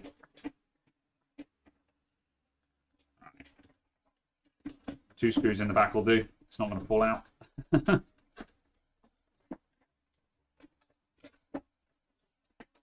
Back in my day, we had 2 screws holding our power supplies in, and we were grateful for it. I dislike this case. Yeah.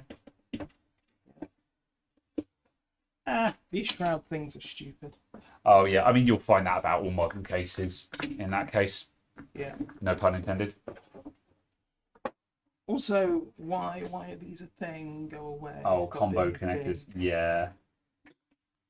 Yeah. That USB 3 header will probably have a bent pin after it was plugged into. It seems to go in at an angle. Did we haven't plugged in USB 3. Yeah, it's here. Oh, there. Oh, I see. Yeah. We wouldn't have got it in if it had a bent pin. Yeah, it'll be all right. I'll be impressed if. Well, actually, I don't know if we'll get USB 3 functionality because XP. Who knows? Yeah, I'll be impressed if the USB 3 ports work on this. To be honest. It was there, so I plugged it in. Yeah. I mean, at some point, I'll probably. I'll let you sort that. Oh yeah. Once I've. No, I meant from the other side. Oh, I see. Once I've had my Deus Ex 1 fix and I've moved on to Invisible War, because yeah, I'm doing the whole series. I'll probably repurpose this thing anyway. Eventually, I want this thing to be my new backup rig. Oh, these things are all bent at a weird angle. I'm gonna feed that back out and fix this. You're bent in a weird angle. How very dare. Have you got a cable tie? Cable tie. Yes. Bam. Ugh. You got another one? I hate everything. Thanks. There's a couple, just in case you suddenly ask that again.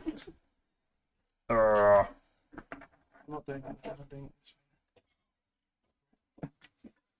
Right. Cheat mode activate. If you've got a top vent, remove the dust cover, and then you can peer in through the top vent and see what you're doing.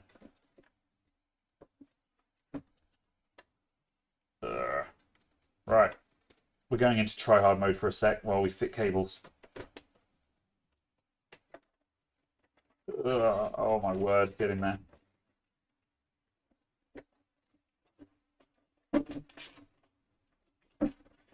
Like this, like everything about this. Who thought these stupid cover things were a good idea? They look really good. That's the thing about power supply shrouds. I'm going cross-eyed staring through this mesh. Yeah, power supply shrouds, they look fantastic because you can just bury all of the cables in them. There we go. It's in. Oh, I just realised we need 3 SATA. 3 SATA. Yeah. Well, we need... oh, yeah. One for the internal drive. Yeah. Can we stick that on a tray as well, actually? I'll let you deal with that because you're closer. I don't like any of this. See that we're sacrificing an SSD for the XP. It'll be fine. It's a Samsung Pro. It can take it. You auto reject any case without a PSU shroud. Yeah, that's just it. I like them as well. However, they do make the building stage a little bit awkward, but you get a better result. Designed by sadists. Will you play PS2 spin-off? A Deus Ex PS2 spin-off. I need Matrix, don't I? What?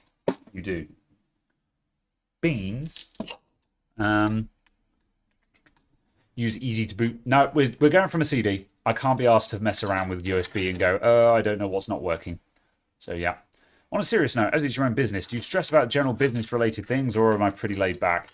Bit of both. Bit of both. I'm very desensitized to stress, but however, anyone who runs a business has an amount of stress.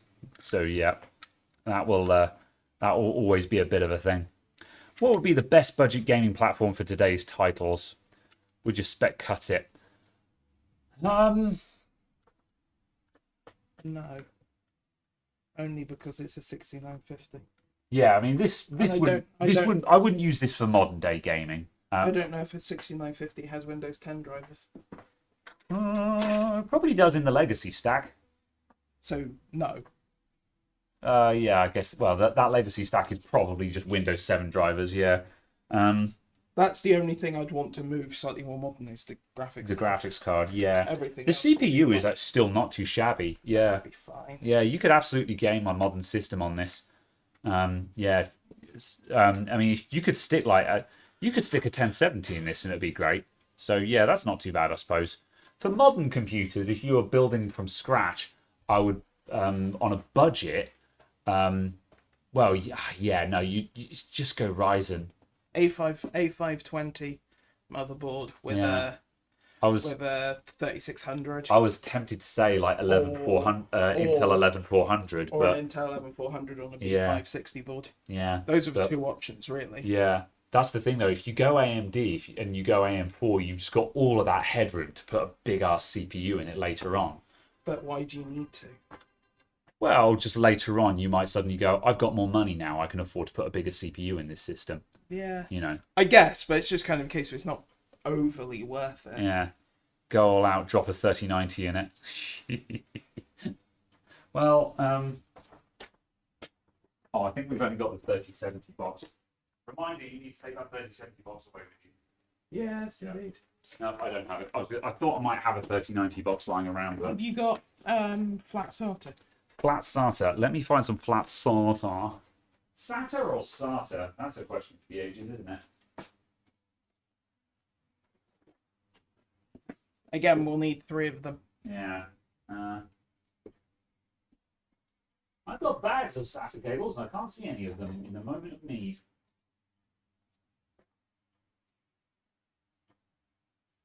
I have packets of them. Where are my packets of SATA cables?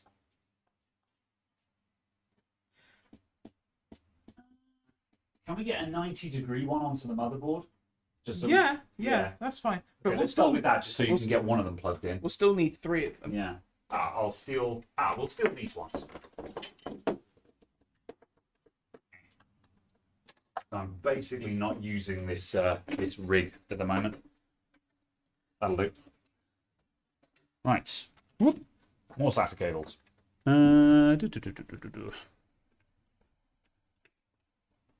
Tell me where to get one from. Yeah, that's a good question.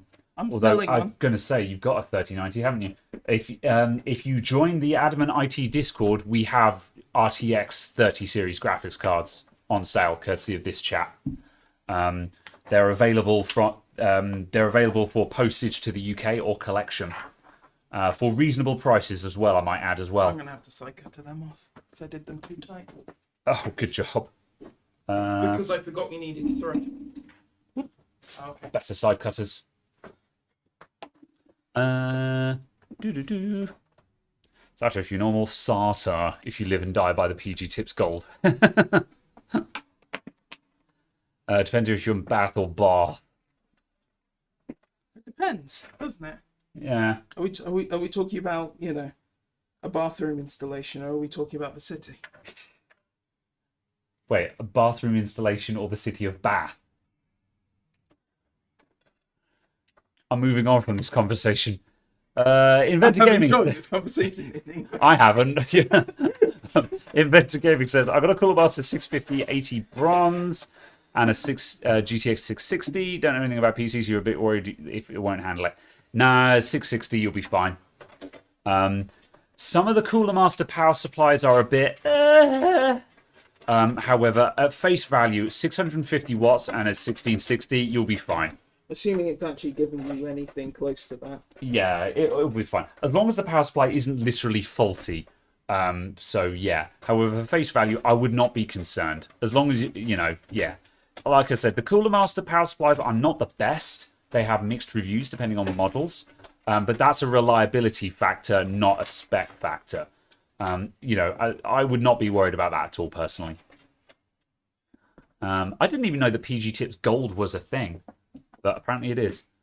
Please post for Australia. Yeah, can't help you with that one, I'm afraid. You'd be happy with a 1050 in your ancient rig. The 1050 was not a bad little graphics card. I was running a 1050 for a short amount of time. MSRP prices, reasonable prices. I don't think they're bang on MSRP, but they're not even close. Yeah. They're just substantially less than everyone else's selling. Yeah. They're just not scalper prices at the very least. Hey, Adam Ant. We're removing the laptop onboard GPU chip, convert it to UMA. Ooh. Don't know. I wouldn't rely on it. I'm assuming UMA means like onboard graphics or something like that. But why would removing the graphics? Presumably he's got a laptop that's got a Goose GPU. And he wants to just run integrated I graphics. was very much failing to understand the process there. Maybe I wouldn't have thought so, because the problem is that the laptop is expecting that GPU to be there, and the BIOS is expecting that GPU to be there. And even if you remove the GPU chip, all of the controller circuitry for that graphics card is still there. Imagine if you took a PCI graphics card, took the GPU off of it, and then plugged the rest of the board into the computer. How confused would the computer be to have a graphics card plugged into it that doesn't have a physical chip on it? That's what you got to remember, is that there's more than just the GPU. So yeah, I don't think that'd work. Although I've never actually tried it. This power supply legitimately doesn't have enough SATA.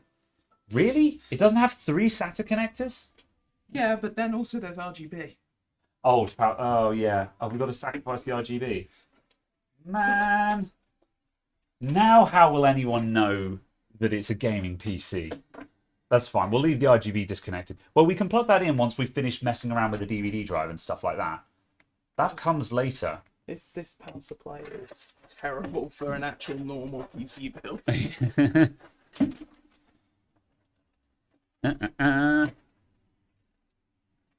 you see the EA Sports hack?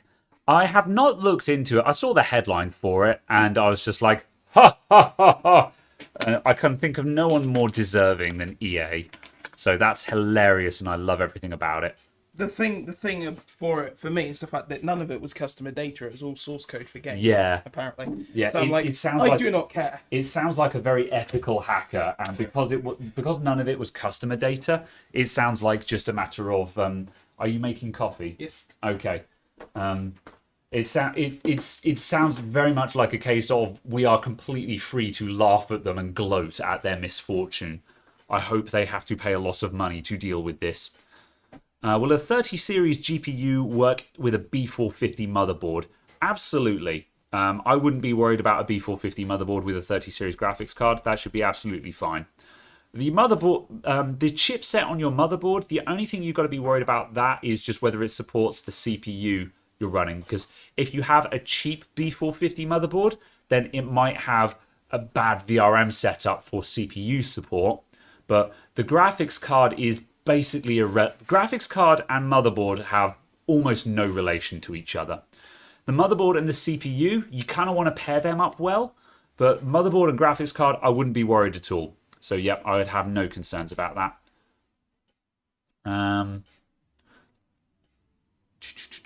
Let's see. After reprogramming the BIOS on a Lenovo S400, has display, and it flickers, black screen. Yeah. Not sure on that one, I'm afraid. Alpha Tech. Yeah, pass. Let's see. You got 2 Xeons with you got a dual CPU 12-core Xeon setup at 6.4 gigahertz. You're not adding up your gigahertz, are you? Because that's not how that works. I think you're right, actually. Yeah. Oh, that's yours. Yeah. You held that up, and I was like, where the hell did that come from? Is that a customer laptop? Because I don't recognize it. and I'm now worried about how long it might have been sitting there for. Don't worry, it's one that's been there since they booked it in at the last shop. Oh no. Prime Redux will take a black copy, please. We'll pour it into the microphone or something. What are your thoughts on all the ransomware attacks here in Ireland? I'm amazed that ransomware has made such a comeback. I'm more frustrated that I'm more annoyed that ransomware has made this comeback, because to me, my response to that is just like, people still don't back up. Like, it's so easy to defend from ransomware. You back up. And then when you get ransomware, you go, oh no, format your hard drive and restore your backup. Like, if someone's stolen your source code, okay, sure, and you're holding that to ransom, fine. But then on the other hand, once someone has stolen your source code, that's gone. Even if you pay that ransom, they're going to release it anyway. So yeah. Exactly. But yeah, people getting ransomware and getting all their personal data encrypted. If you're not you know what? If you're not backing up at this point, you deserve to lose your data. There it is. I said it. Given that OneDrive is built into Windows 10, there is no excuse. There's no excuse anymore. Norton has it built in. McAfee has it built in. Yeah. You can buy an 8 terabyte external hard drive for 120 quid. Yeah. Like I see customers every week lose personal data from failed hard drives and stuff like that, and I've run out of sympathy for them. You know, I call the customer up and I say, your hard drive has failed. It's taken all the data with it. We were unable to recover any of the data. You can either send it to a data recovery specialist and pay several £100s to maybe get your data back, or you can write it off. Those are your choices. And when they go, oh, that's terrible, I'm like, yeah, I'm very sorry this has happened to you. That's it. I'm not going to pretend to feel sorry for them, because we've been telling people for decades that you have to back up. It's not optional. You have to back up. And still people are not doing it. It's just, There's nothing more that we can do that we are not already doing to protect people from that. Ran over. Let's see. There we go. That's better. Remember, someone had a dual Pentium 2s totaling 1.103 gigahertz. I didn't know you could do dual Pentium 2s. Didn't know that was a thing. I know absolutely nothing about server hardware from about, I don't know, Pentium 4 and earlier. Yeah. I know nothing about what was actually even feasible. Yeah. I know Pentium 3 had dual socket boards, dual copper mines. Because that was rad. Copper mine was awesome, I think. Maybe I'm just remembering it fondly, because a Pentium 3 800 megahertz, that was the first CPU that I personally bought that wasn't like the family computer or something, you know? You had a lady contact you to help with ransom. Got it back thanks to Microsoft Azure. Rad. You can get £10 Google G Suite unlimited storage. Yeah, exactly that. A lot of fake drives out there. Yeah. Buy from a reputable seller. What's better, i5 9600K or Threadripper 1900X or 10400F? Yeah, the Threadripper I would say no to, because first gen Threadripper is a very weird animal. It's gonna not good. Yeah. It's going to be fast in very certain applications, but yeah. I wouldn't want a first gen Threadripper as a gaming computer. 9600K versus 10400F. I'd take the 9600K because you can overclock it. It'd be really easy to get 9600K. You get you take that up to nearly 5 gigahertz. I mean, you could get 5 gigahertz easy out of it. I guess the extension on the question would be, what motherboard do you have with it? Yeah. Because if you've only got like a H320, H330, I can't remember what it was called. Yeah.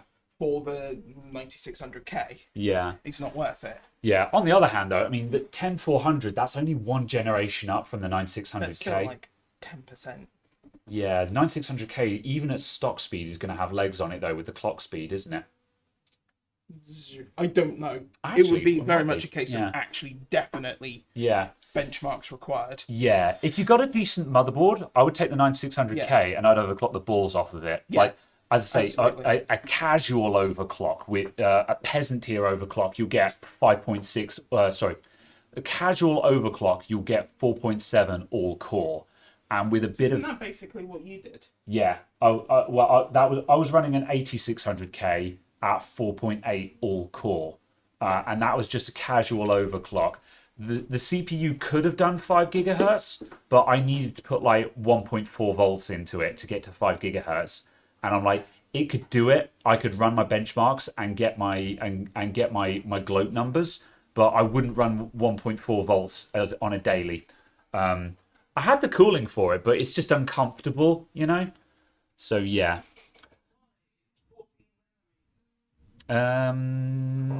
Let's see. Hi, Gareth. It's Graham, by the way, but hello anyway. That's better than some of the names I've been called. Let's see.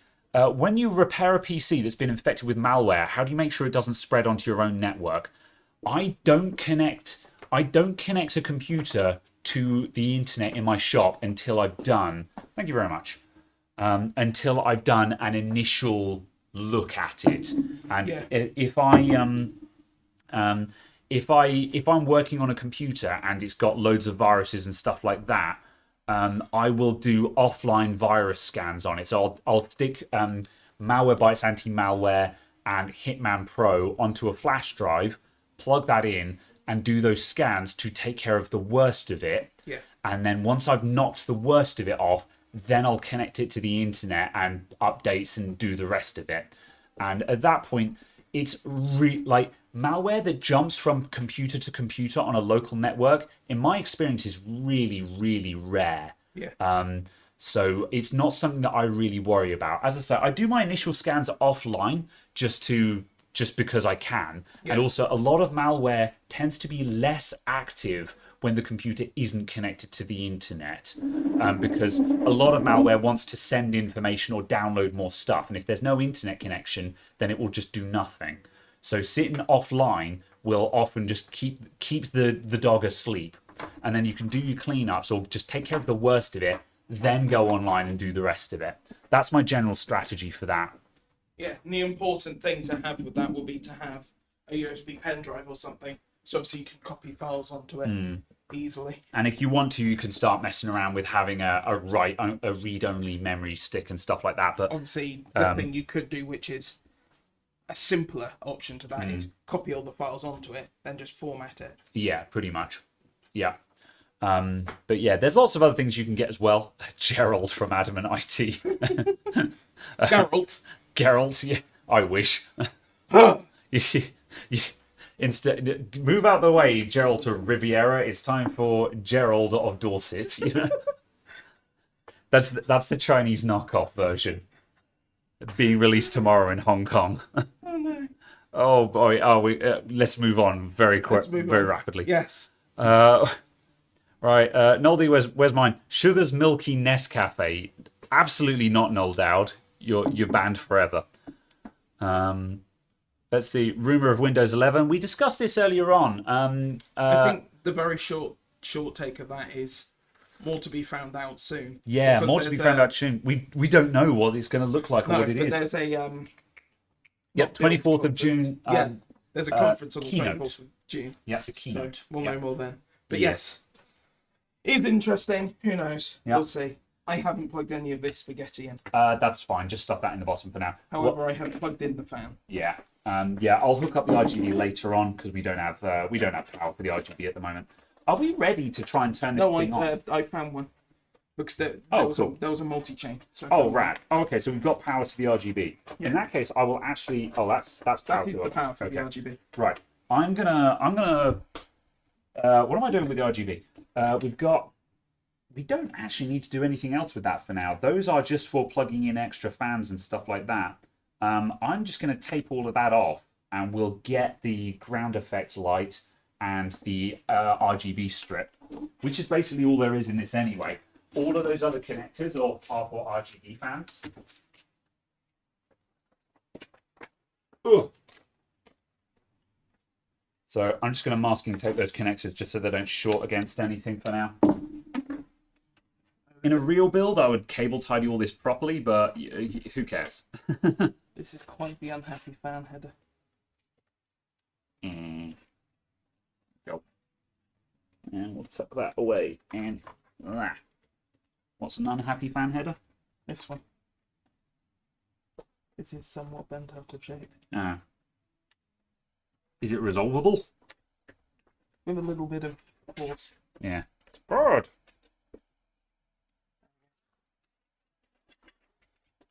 Okay. Is it time for graphics card? Graphics? Yes. Graphics. Alright. Take out the back.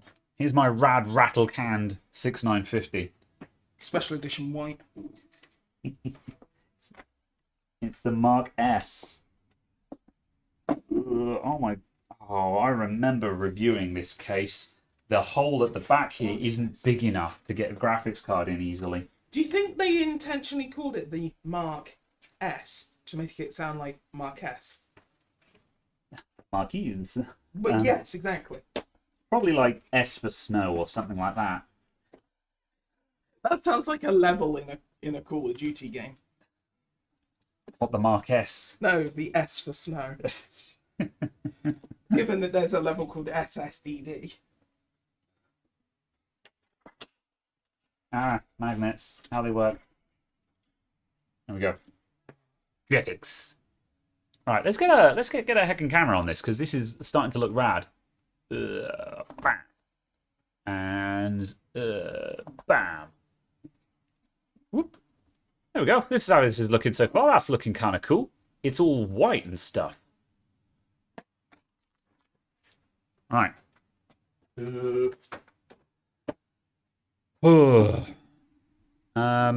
Let's see.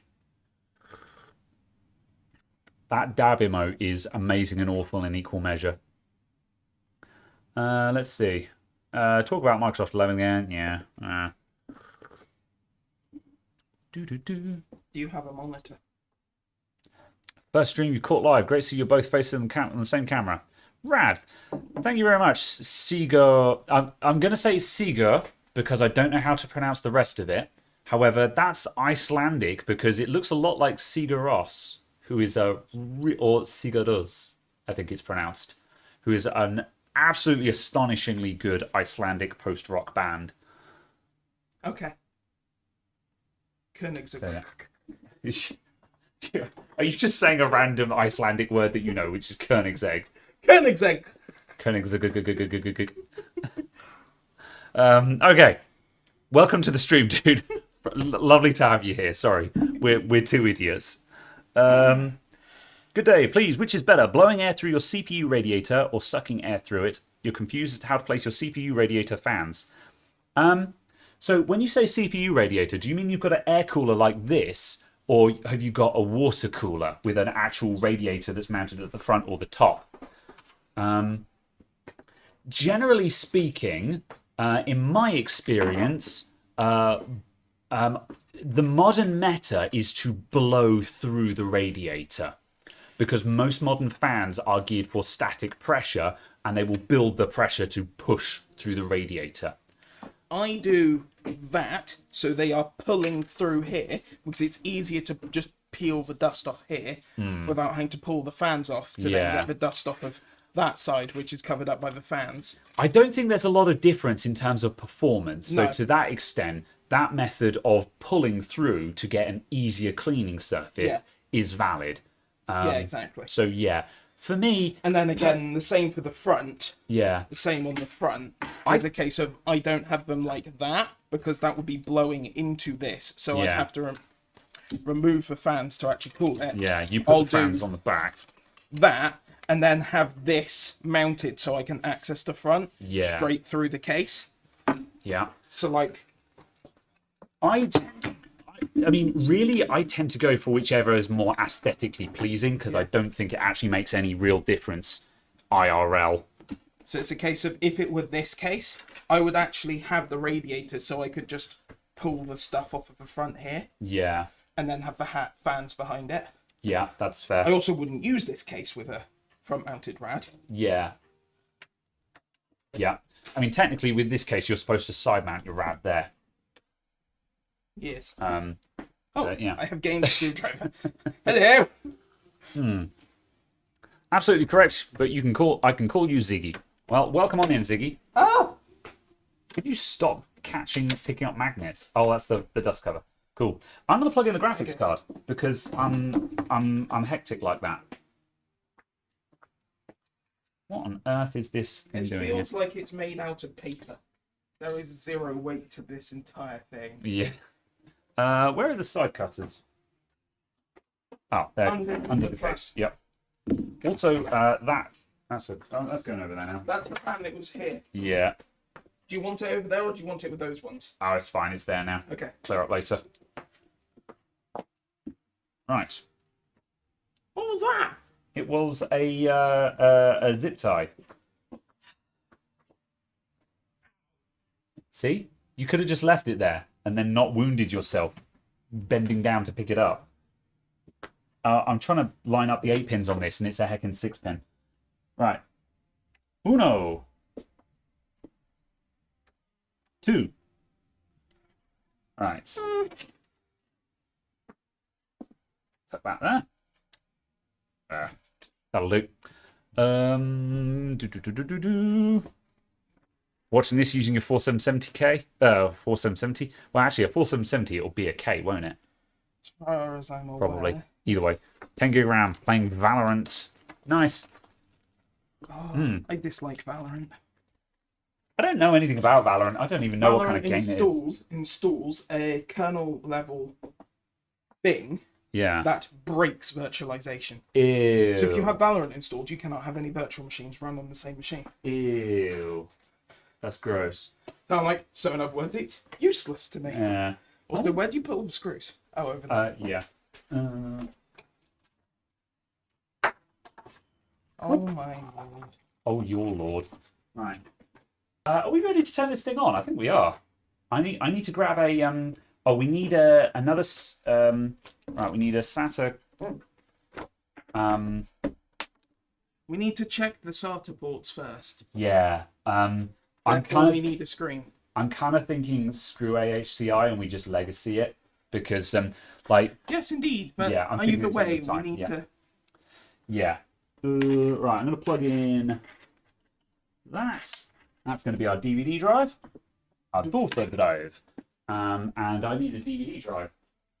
Yes. Doofed. Got one somewhere. I really don't want to pull one out of another computer. I could. Where have I seen a DVD drive? I know I've got one, but now I need one. I've suddenly gone, I don't know where a DVD drive is. I'm so pleased that you were prepared for this. I'm pulling one. I mean, there's one in the front of this case. Actually, yeah, that's probably going to be the quickest to remove. I'll take one out of this build now because I've got it in my hands. Also, I know that this one's probably going to have 2 screws holding it in. So, thank you. This was another build that was going to possibly be a data transfer rig. What have I got in there? Oh, more SATA cables. Awesome. This is the most deceiving computer ever. It's secretly an old grotty HP. You say that like there's any other kind of HP. Well, this is a case where it's actually completely appropriate to have a smoked glass side panel because then you can't see the interior. Okay. And yep, it's out. It's coming. Bam. It came. I mean, I knew it would.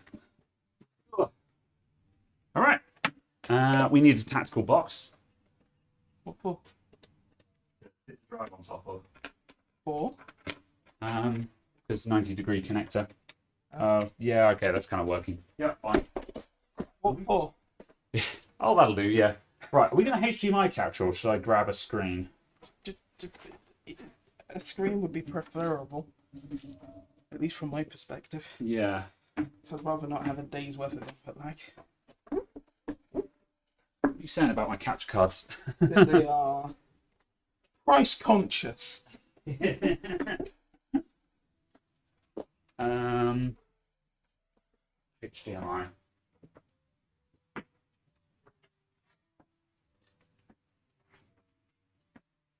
That does not have. Oh, actually, that might be. Yeah, it's got DVI. Oh no, actually, I'm trying to see what's. Oh, I can. No, the Philips isn't suitable. No, we're using this one. Oh god, this thing is filthy. This was the worst mistake.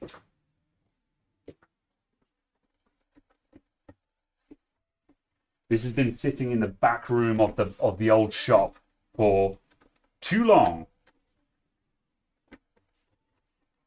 What happened to this thing? I don't know. It got left in your shop. That's what happened to it. Yeah.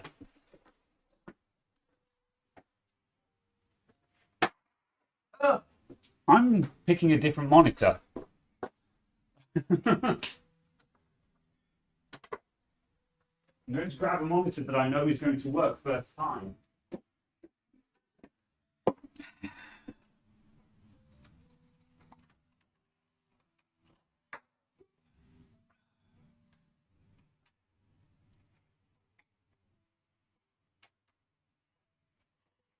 This monitor is old and small, but it always works.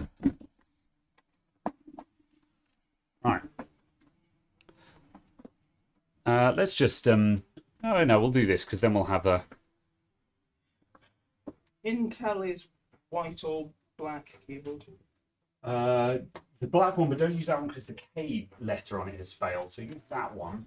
Oh And I only discovered that this morning. I was working on another computer and the K key on it has failed. I'm like, oh, that makes me sad. Right, we've got that. That. I just need another kettle lead for the monitor, and with that. Why do I ever think it's a good idea to do this kind of thing live? There's a 3080 Ti on Amazon for £10,000. I wonder if they actually have the card.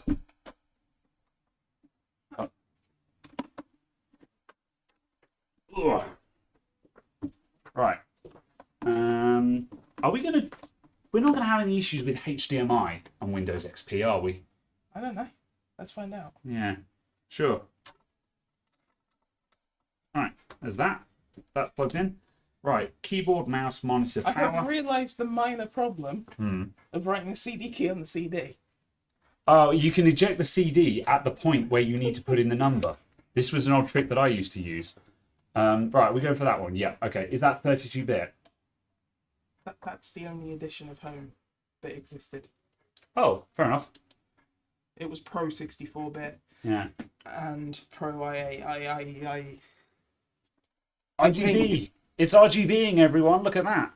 It's amazing. Listen to those heatsink fans. It's that posting. didn't need to exist. God, they're so loud. The rest of this Oh, computer look, there we go. There's Windows 10. Oh, yeah. I forgot that Windows 10 was installed on this SSD. So, yeah. It will, however, confirm that the computer works. That's true. You probably want to go the other way. I was doing that on purpose just so we could see a bit of the computer behind it. Oh, I meant you probably want to do that. Because there was a reflection Yeah. of that light that just made the screen white box. Ah. This is a jank setup, so who cares? I hope this is your install of Windows 10 and not mine. No, it's my install. There's basically nothing there. I use it for snapshotting drives. That's fine. So yeah. I do have your other Samsung one that had your toolkit and stuff like that on it. Your other Samsung SSD. That's in a pile over there because I've acquired it and I was just like, oh yes, there are utilities on this. However, because it's got your data on it, I was like, I can't really use this for anything because it's got your data on it. And I don't know if you still need that data. Can you dual boot XP and 10? Probably. I'm not going to bother trying though. We just need to try and crash this thing into... I love it how you didn't want input lag and now you're looking at a mirrored preview on that monitor. Yes.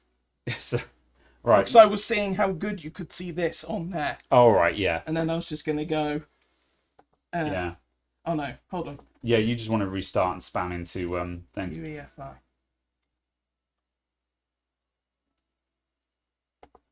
There you go. Fair enough, yeah. I'd have pressed the reset bit key and then started spamming delete, but that'll work as well. See, look at all these extra steps you have to go through now. I've forgotten which one it is, even. Is that startup one? Yeah, startup Yeah, settings. Yeah. Oh, no, that's not it. No, it's not that one. I'm actually going to hit the reset button in a sec. Yeah. Oh, okay, fine. That didn't give me the option menu I was wanting. Also, that was turn off, so... But the fans are still going. Yes, because Asus have the thing where the fans will go for 10 minutes to get rid of heat. Is this like a turbo timer? Yeah. Because those don't make sense on a car either. Also, fight me, turbo timers are stupid. Hmm. The ultimate for Can you side mount an AIO and fans in this case? Yes, you can. some reason. It looks cool. What do we want to do? Oh, we want to go into yeah, right. We need... Yeah. F7.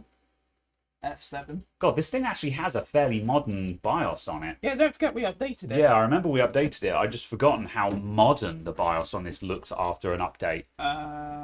You could almost mistake this for being a modern motherboard. Oh no, that's the fast boot. Is under tools for Advanced? Oh, there we go. Onboard devices. And then SATA. USB 3. Oh, it's going to be in here somewhere. Apparently not. What's the best way to clean one of the new MacBook screens with anti-glare coating? I would use a microfiber cloth and ordinary window and glass cleaner. You won't take off the anti-glare coating with just ordinary window cleaner. It'll be fine. If you started using really vicious stuff like acetone, then yeah, you're probably going to damage it. But just ordinary, just window cleaning fluid, that'll be absolutely fine. I've used it for years on anti-glare screens and never caused damage. How does UEFI handle XP? We're about to find out. You can change the name of your SATA ports. Fair enough. Oh, yeah, so it's global IDE for SATA. Yeah, that's fine. Save changes and reset. Have you changed the boot order? No. F8 to victory. Oh, wait, what? Yeah, it should work. Yeah, there you good. go. DVD RAM. RAM. The RAM. Oh. Did it. Well, that worked. Boot. Yeah. Boot. Disabled. It gets one more try and then we'll try switching to another CD.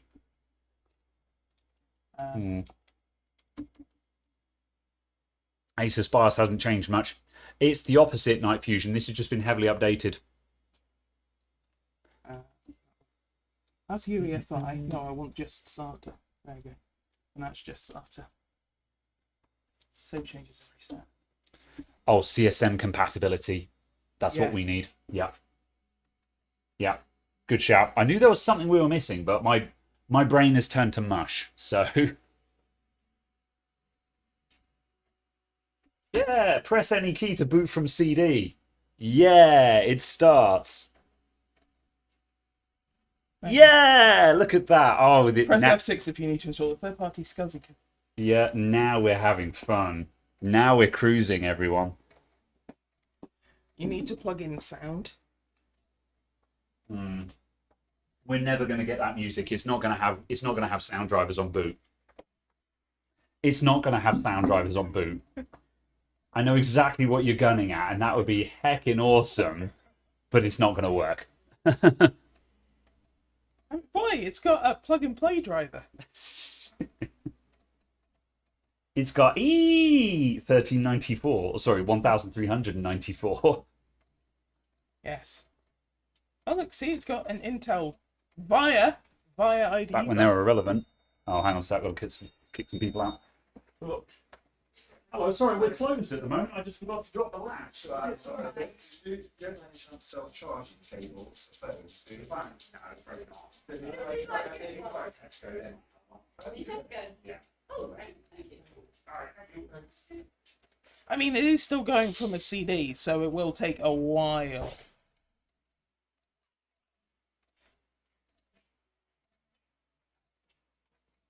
It is indeed reading, though. That was my bad. I kept looking over at the door going, I've forgotten to drop the latch on the door. Let's see. I was gonna open the door. Paul 1961. Hi guys, just came in. Why is he trying to install XP? Oh no. Well, you see, we're not trying to install XP. We are installing XP. I don't know. We're still loading the setup first.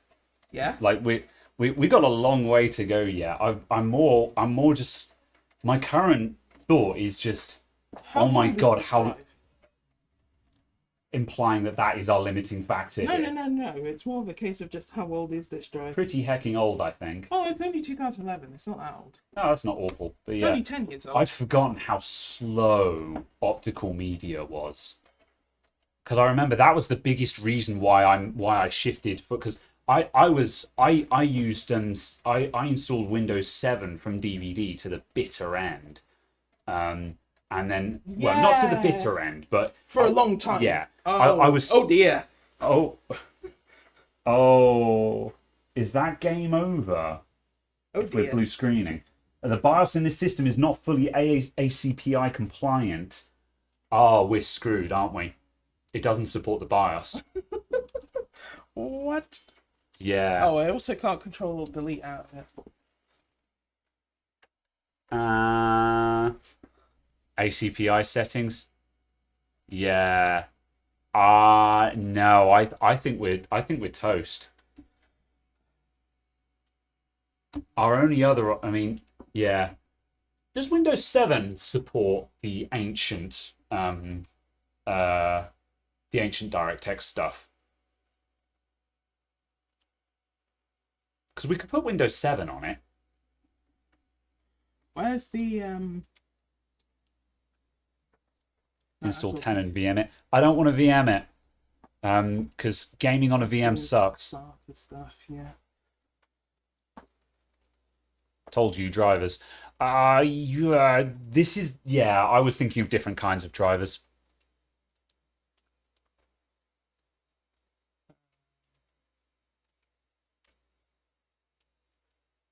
Seven can do DX9. Oh yeah, but this is I want to run DX7. Deus Ex 1 and we need DirectX 7.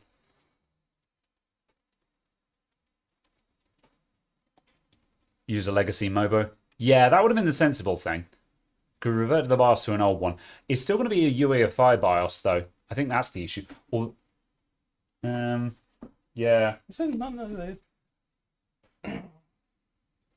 No, I think we're screwed. I think even if we were running an old BIOS, I think we'd still have problems. Possibly. That's the problem, is just it's been so long since I've run XP on something.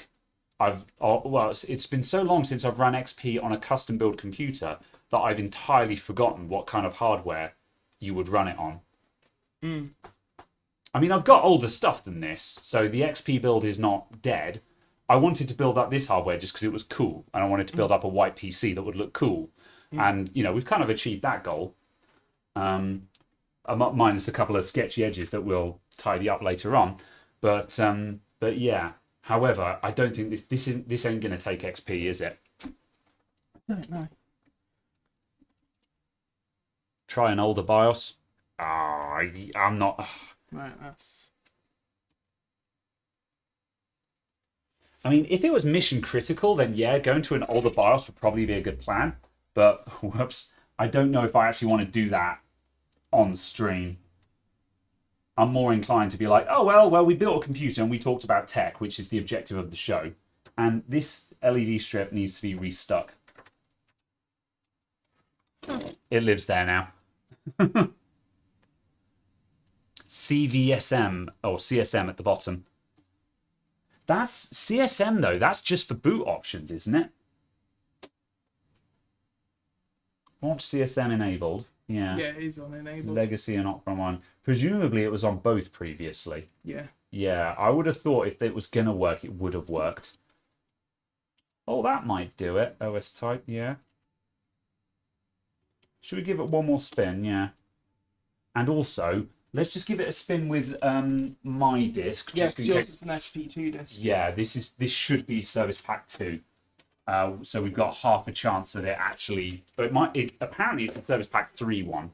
So it might even have better support on it. Yeah. So that is annoying me intensely, having that dangling down. But there's nothing I can do about that right now. Well, there is. If you pull it out... No. It's actually... it feels like it's still actually stuck up there. So if we pull the rest of it off, that makes the job even harder. Yeah, there's nowhere to zip tie to. I'll get some double-sided tape. In fact, I'll do that now. Whoop. I'll actually fix it properly. Oh, we're booting 10 again. Oops. Whoop. There you go. Fixed it. No. No. Oops. Spam F8. Oh no. This double-sided tape I've got is the hardest to remove the peel from. I should have left it alone. Come on. There we go. Haha. Victoire! Ah, victoire. Automated system recovery. Okay. There we go. That'll do. That should stay there now. Right. One more try. Wipe drive, disk part, or F disk. Oh yeah. Well, we need to try and get. We need to get to setup first.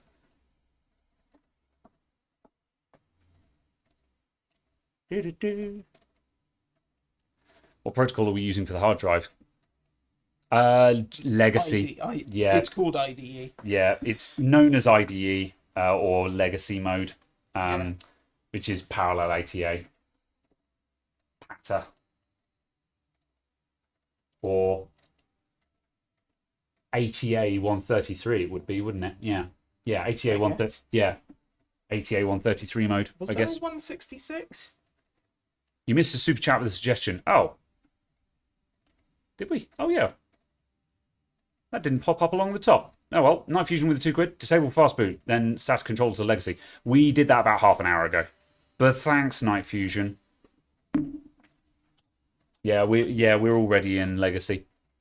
We need a bit more than that, unfortunately. Setup is loading files for USB keyboards. Good. Well, at least we've got a USB keyboard then. It was also loading drivers for XT keyboards. Yeah.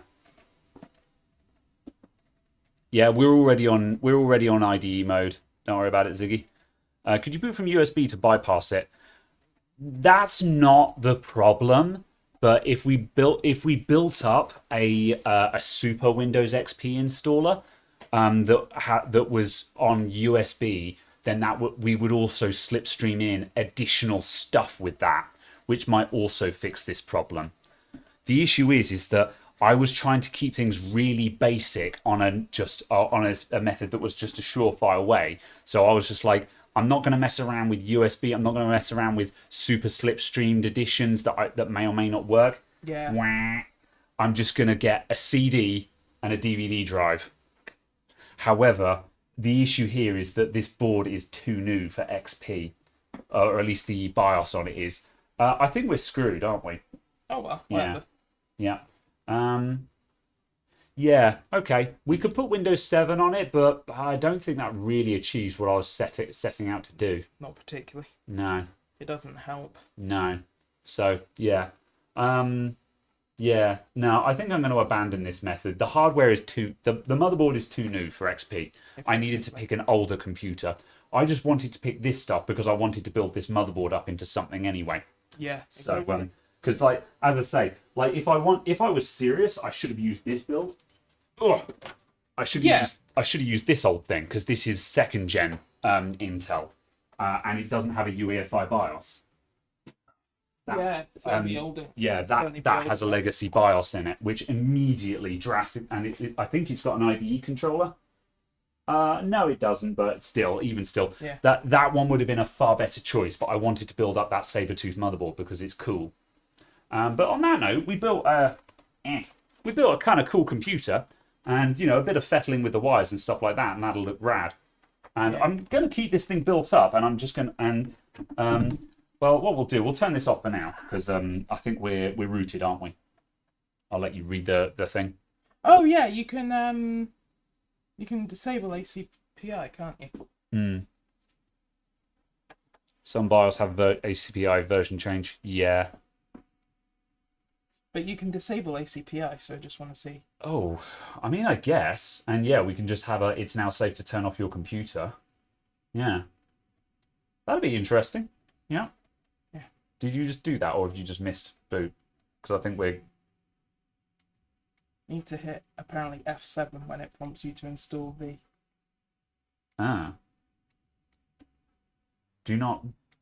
Would it not be a disable HCI from BIOS? No, apparently ACPI. it's apparently a disable in the installer. That's what the stop screen said. Okay. So I've no idea, and it said press F7 when it says press F2 to load drivers, and it will silently disable. Very well. We'll see. All right, one more try then. Yeah. Yeah. Right. Let's see. Motherboard incompatibility. Yeah. It's just a case of basically just trying to get it to install, because you're not that fussed about using it. No. That's the thing. I don't need a good user experience. I just want it to Particularly. just need it to run. But as I say, I mean, I didn't have my heart set on this. This is just it would have been really funny to build up this basically my vision was that it would be really, really funny to have this computer running Windows XP. That was my plan. But unfortunately, it's a case of there's too many variables here. There's too many variables here that are going to be causing us problems, and that's where we've come a cropper. Yeah. So yeah, you had XP on an AM2 Plus Mobo. Yeah. Yeah. Try to use one stick of 4 gigs of RAM. I don't think that's where we're getting hung up. We're hung up on ACPI at the moment, which is which is not memory. Yeah. If it doesn't particularly matter. Just keep streaming and start over. Oh, hell no. So I'm sure it'd be possible to pick up slightly more period appropriate motherboards and stuff off eBay for actually not that much. Yeah, probably. ACPI. Anyone know what ACPI stands for? It's the power. It's the power control interface. So it is power management that allows the operating system to interface with the power management of the hardware. So case in point is the classic one is the legendary "it is now safe to turn off your computer" screen. Windows could shut down, but it could not switch off the computer. ACPI allows Windows to interface with the power management system of the computer, so it can say, "I've shut down, switch off hardware." And it also allows for a sleep mode and things like that, and all of the other power states of the computer. That's what ACPI handles. I don't believe it. We're in. We're getting there. Oh, you know what? I think we're back on, guys. Right, so yeah, delete all. Oh, it's been a while since I've seen all of this, and I love it. Quick! For the love of God, quick. Yeah, if you don't select quick, it does a low-level format, doesn't it? Yeah. A low-level format will probably mince this SSD. This may take several minutes. But the drive will go boom. Yeah. XP will go ah. Yeah, well, it's the heckin' CD that's our limiting factor at the moment.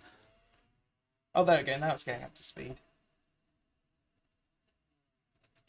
I want to say that sounds really unhealthy, but that's exactly what a DVD drive sounds like. They sound like a bag of nails. So yeah. Oh, I can't believe that actually worked and we're actually progressing. So yeah, we're gonna have no power management, but we don't need power management. Oh, I don't know how this is going to affect. Oh no, I was thinking I don't know how this is going to affect other drivers for hardware, but I don't see why it would cause any problems with anything else. We'll just have no sleep mode. We just won't have sleep, and we'll have a it's now safe to shut down your computer screen. Yeah. So yeah, but I've genuinely forgotten that was even a thing. Yeah. In day to day, you know. Yeah. Obviously, the memory of yes, that exists. Yeah, that's right. Most people haven't seen it since Windows 95. Yeah.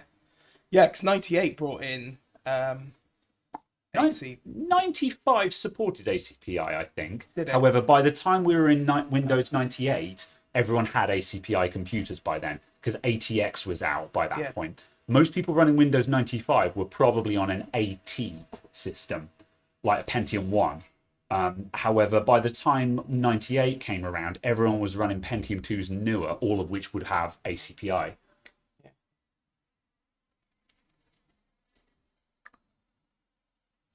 What model is the board? It's a Asus Sabertooth Z97.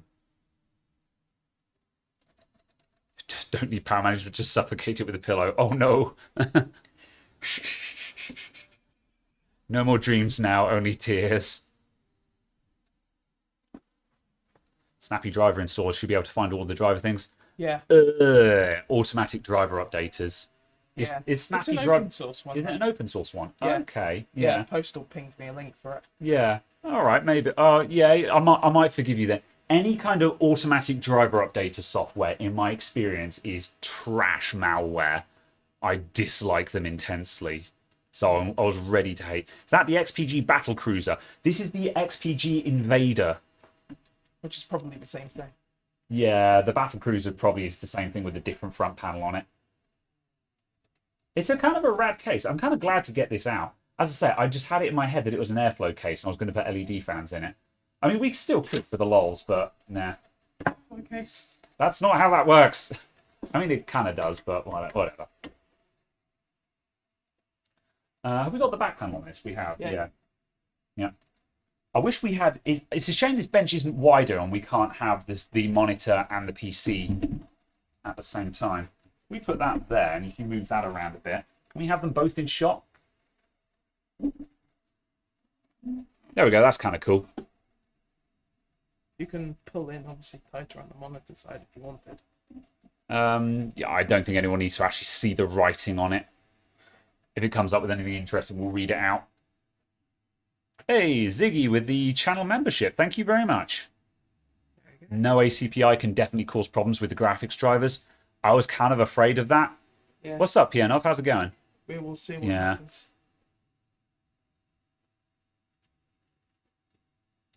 If this actually works, I'll be very amazed right now. You're not able to put overlay of stream PC specs. I'm able to do that. I just can't be bothered to do that. Mark 1 and Mark 2. It's a Mark S to be exact. Oh, which one was it? Remember when it showed you all the files? Yeah.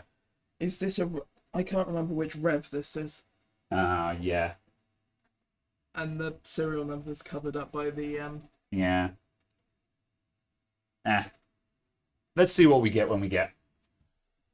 Well, yeah, it's only for the chipset driver. Yeah. I don't know how far we're going to go with this today because part of me thought that we'd install Windows XP and then we'd be on the desktop and we'd be like, yeah, there we go, it's all done. Goodbye. Yeah.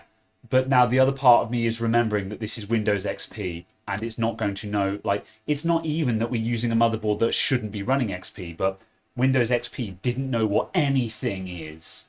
And I'm like, oh no, when the actual installation phase of XP, that's just the tip of the iceberg, isn't it? I'm not going to reject that. Because it will sort itself out. Yeah. I can't remember if it does stuff with the CD after it boots from the drive. Ooh. That's what I'm saying. I can't remember. Yeah, I think it does. Yeah, I think it does. Yep. Get USB for drives, maybe. What fixed the blue screen of death? We disabled ACPI by pressing F7 as setup was loading. Basically, we bypassed it. Yeah, which is bizarre because that's the blue screen literally said press F7 at start and it will silently disable ACPI, and that worked. So we're getting an XP boot. However, we're probably going to have a world of hurt because we don't have ACPI. So I'm expecting to have big problems. Yeah, look, it's that screen. However, hopefully at least we're getting some nostalgia. Hopefully we're scoring nostalgia points for doing dumb stuff here. So yeah. 39 minutes. Yeah, we're in the overtime, boys. We're in the overtime. I'm going to set a time limit. I'm going to set a time limit of 20 minutes. When we get up to the 3-hour marker, when it gets to 7 o'clock, it's 6:30. It is 6:30 now. When we get to 7 o'clock, we're ending the stream, come hell or high water. We're going to see how much of this we can make working in the next half hour. Because I'm not going to spend 4 hours messing around with this. I've got better things to do with my life. I've got Factorio to play. The factory must grow. So I'd rather be at home playing Factorio than doing this. So can I run Minecraft? No. Intel, oh god, yeah, Intel Gigabit Ethernet on XP. We'll see. We'll see. Order some pizzas and stream for a few more hours. I don't wanna. I wanna go home. Speed running Windows XP installation, quite possibly. It's amazing that it's still taking a long time to do this.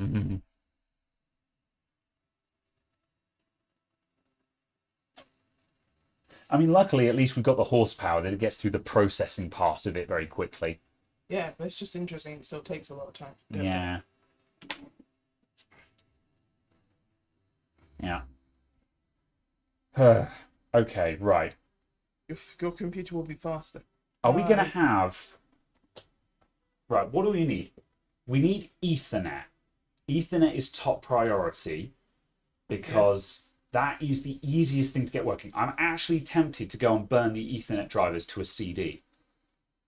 Because I don't think we're going to have USB 2. Why not? Because it's XP, and XP doesn't know what USB 2 is. Yeah, it does. Does it? XP was the first version to support USB 2 out of the box, wasn't it? Ah. Or was that NT5? It's not going to support flash drives, though, is it?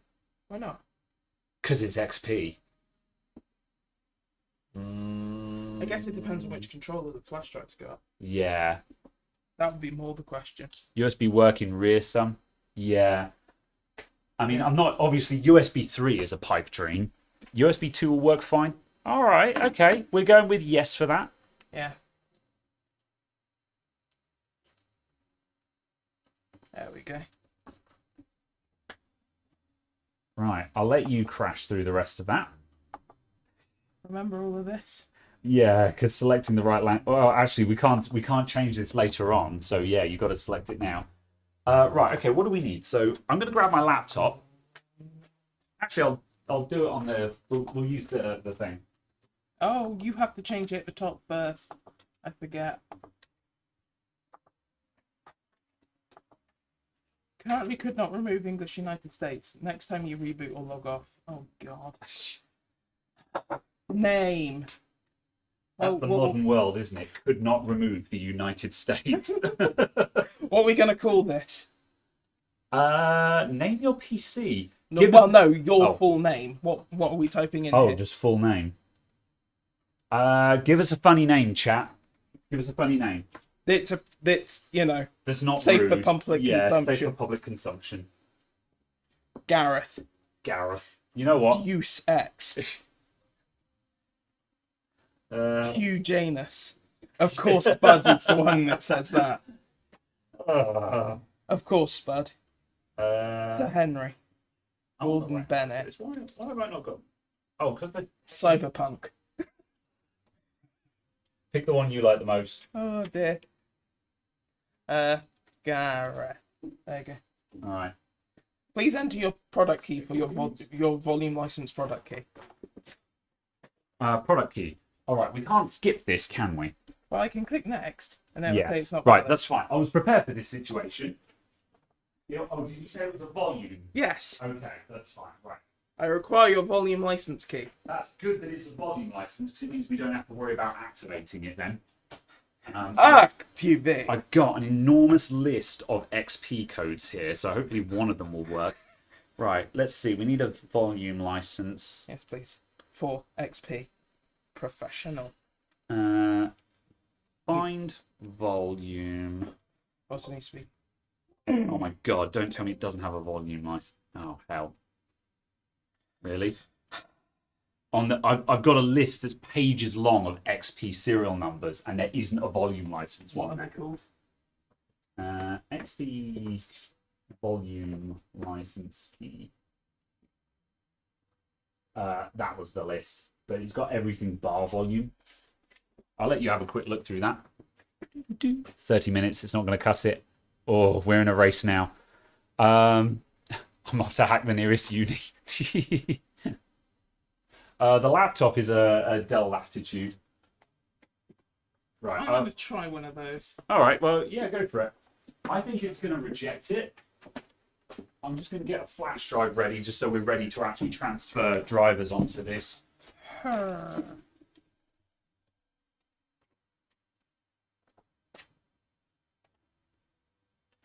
Oh no, that's the 64. Yeah, we need edition. 32 I bit. don't want that one.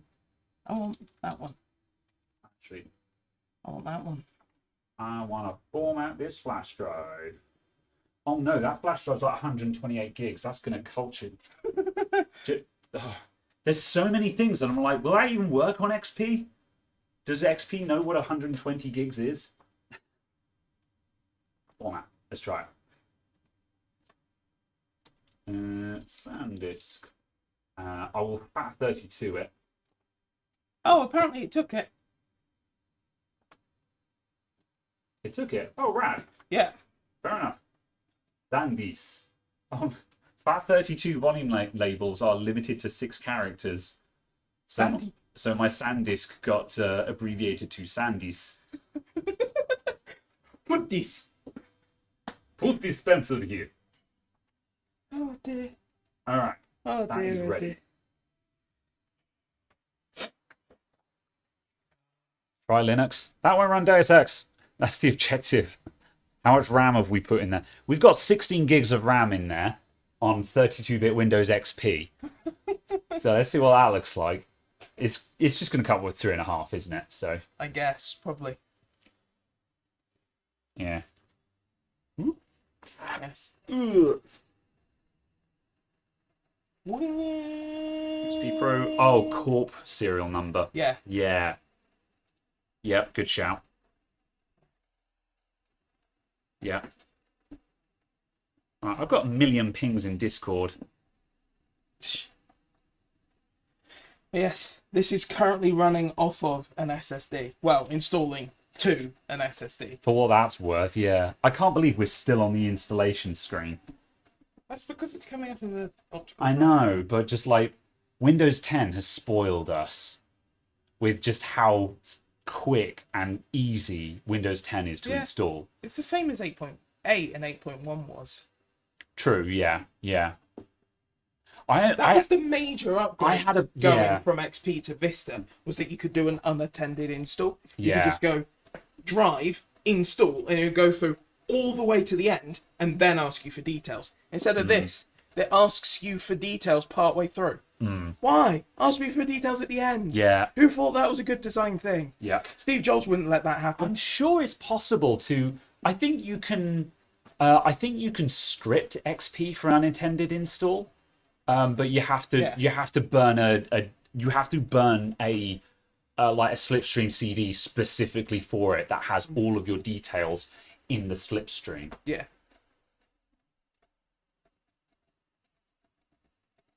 XP can use PAE. What's PAE? PAYE. Pay as you earn.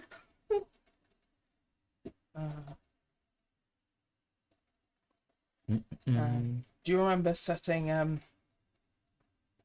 Oh, physical address extension. Oh, I see. For big drives. Yeah. There was also a thing where there was some weird hacky thing you could do on XP to make it have a 34-bit RAM register or something, or like a 36-bit RAM register. I mean, I guess with XP, it kind of made sense just because XP 64-bit sucked because there was no driver support for it. And it was a case that the very end of the life of XP was just around the time where having more than 4 gig. You want a hobnob? I will have one of your hobnobs. Thank you.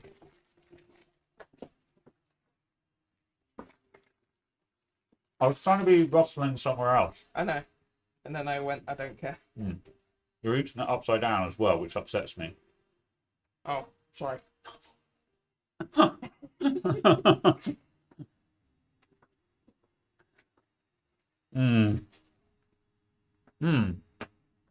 Try a link in the Discord. Thank you.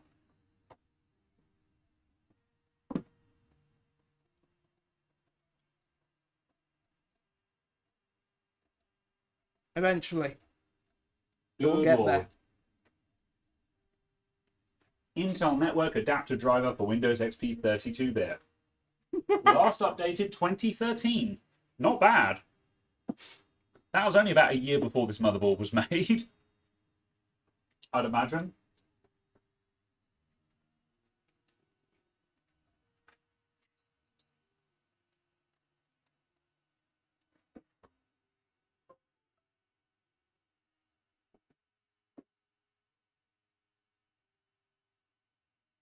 Alright, sharing folder.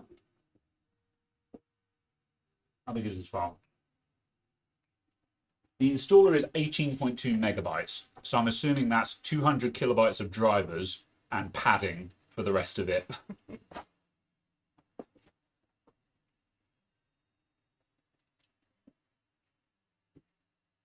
Oh, this is nutty. What? So, I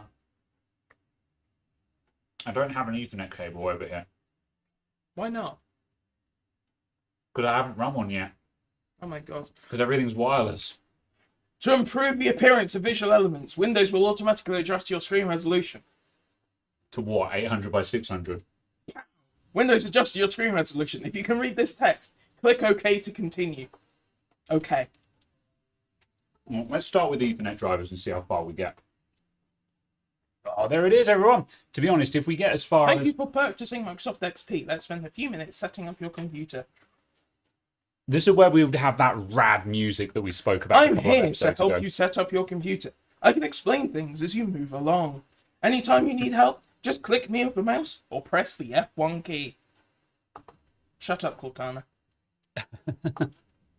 Automatic updates. Oh my god, yeah. I've forgotten about the setup assistant. That was the Cortana Who of will the use day. this computer? Gareth. Oh, you can't. That's the same as the PC name. So? Oh, no. Oh, that was registered user. I was going to say the username can't be the same as the PC name. There we go. Ta-da! And I said I'm busy rubbing my eyes. Your computer might be at risk. Antivirus software might not be installed. There's the hill. Oh, it's beautiful. It's beautiful. Yeah, task device manager. What's the damage? Yeah. XP. Apparently, we do have a standard floppy disk controller. Where? It's probably buried in the PCH somewhere for legacy reasons, because there's probably like an obscure thing where like loads of software will break if there's no floppy drive controller or something like that. Yeah. So there's just like a fake floppy drive The controller. thing though that amazes me is the generic XP driver for graphics works with this. Though, I as guess, well. yeah. Right, I've just plugged in a flash drive. It's installing the driver. I don't believe. Oh, it had it. Yeah, it's installing Yeah. the driver. Oh, take a tour of Windows XP. Cool. I'll do that in a second. Please don't. Could you No. Yeah, okay. I was going to say next time copy the installer to the desktop. Okay, right. We need Right, if you stop dying, I'm going to get graphics drivers. You're going to get graphic. Okay. Yeah. Right. Start telling me what we need, and I'll start tracking it down. Right. This is an HD 6550, isn't it? 6950. Is it? Yeah. Oh, yeah. 6950 drivers. Right. AMD.com. Yeah, sure. Let's install all of the bits. The Microsoft snip is not enabled. Okay. We cannot have snip. Windows legacy drivers. Yes. We also 180 megabytes. What else can't we have? the Intel snip. Whatever the SNMP is. I love Snump. I love simps. They buy my bathwater.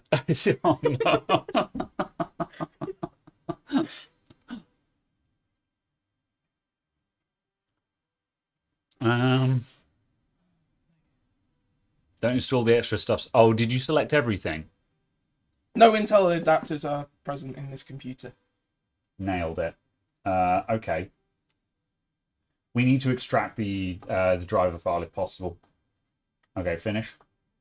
Just head to C drive and just see if it made a temporary folder. Because if it extracted the contents of the installer, then we'll have the... Oh, yes. I remember when that was a thing. Oh my god. I'd forgotten. Oh my god! Where is everything? That's it. That's C drive. Okay. No, wait, hold on. It's Wait, that's the wrong one. I was hoping we'd have an Intel folder that would have the driver in it. Right-click exe to extract. Can we do that? Yeah. Where's the thingy? I want the thingy to show the thingies. Oh, there hidden we files. Yeah, view.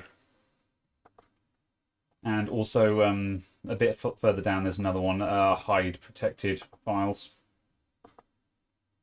That's it. Yeah, there we go. That's There's a bit more. literally it. Yeah. Right. Go back to Sandisk. And firstly, just drop that onto the desktop, just so we, and then right-click on it. And yeah, no, we can't extract from that.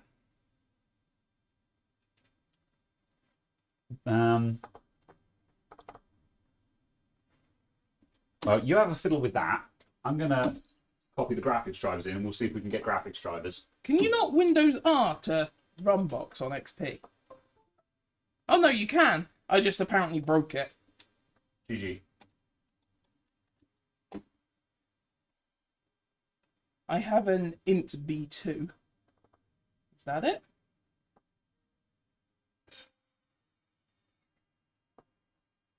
No.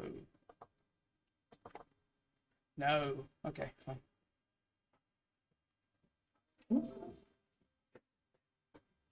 Yeah. Go into a Windows folder. Oh, really? Stop plugging things in. Oh yeah, no. we're not actually going to install Deus Ex today because I've forgotten it anyway. But I Go have to a LAN. Windows folder and there'll be an Intel thing. Yeah, are you sure it hasn't actually got it? I do Failing not that. see an Intel folder. Yeah, fine. Let's try graphics. Oh, installer, maybe.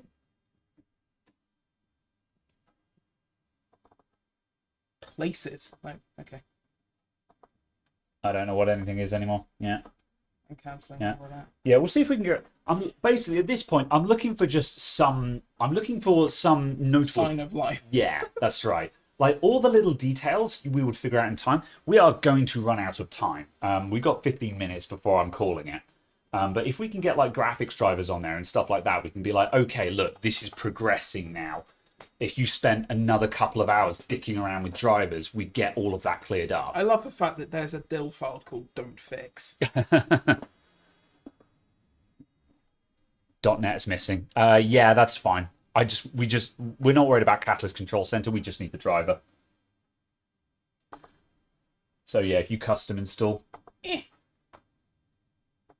then we just do driver only. This will be the critical thing, detecting graphics hardware. If it gets past this screen, because it actually detects that there's an AMD graphics card there, then we're actually cruising. The Banner Saga. Mm-hmm. It's also got Realtek.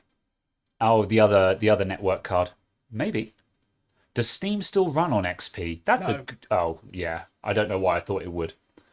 For a minute, I was like, oh, it might do, but then you're like, no. And yeah, I'm like, no, of course it doesn't.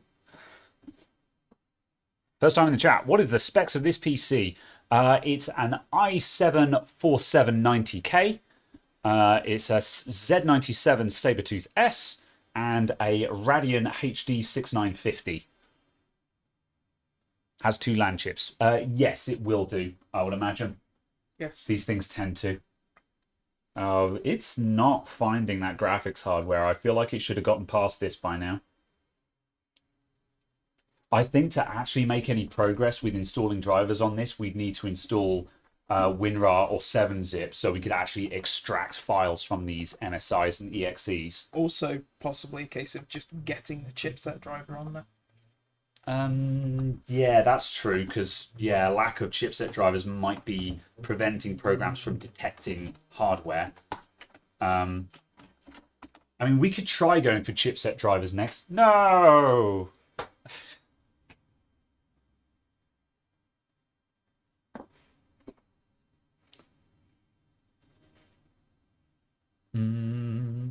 Just say.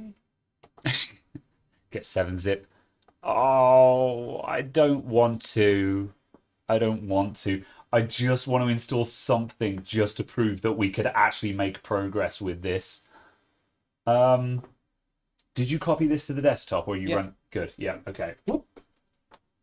Right. He gets one more chance. I'm gonna try and find Z97 XP drivers. Didn't someone ping you on the Discord with them? Maybe. We've got network drivers, but I'm not interested in network drivers at the moment because we're not going to have them anyway. I don't even have an Ethernet cable to the desk, and it's going to take me 10 minutes to get an Ethernet cable. Oh yeah, over here. no. So, Well, yeah. not that. Just a case of I thought someone pinged you with the chipset drivers. Drivers XP. Oh. Remember that Disney customized build of XP they did? That was amazing.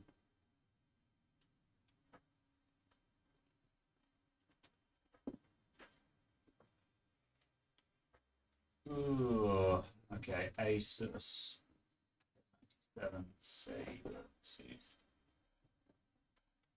Mark Yes, S. yeah.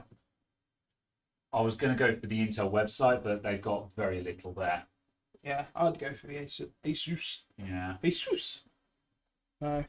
I like that this is advertising Battlefield 4 still, though. And Saints Row 4. God, Saints Row 4 must have come out in what? 2012?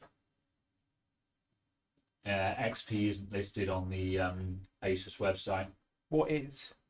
Is it Vista and up? 7 and up. Oh. Well. Yeah. I think we're rooted. Oh, that's annoying because we got this far. Oh, no, it's still detecting hardware. It's not going to get past that screen. No. Yeah. Oh well.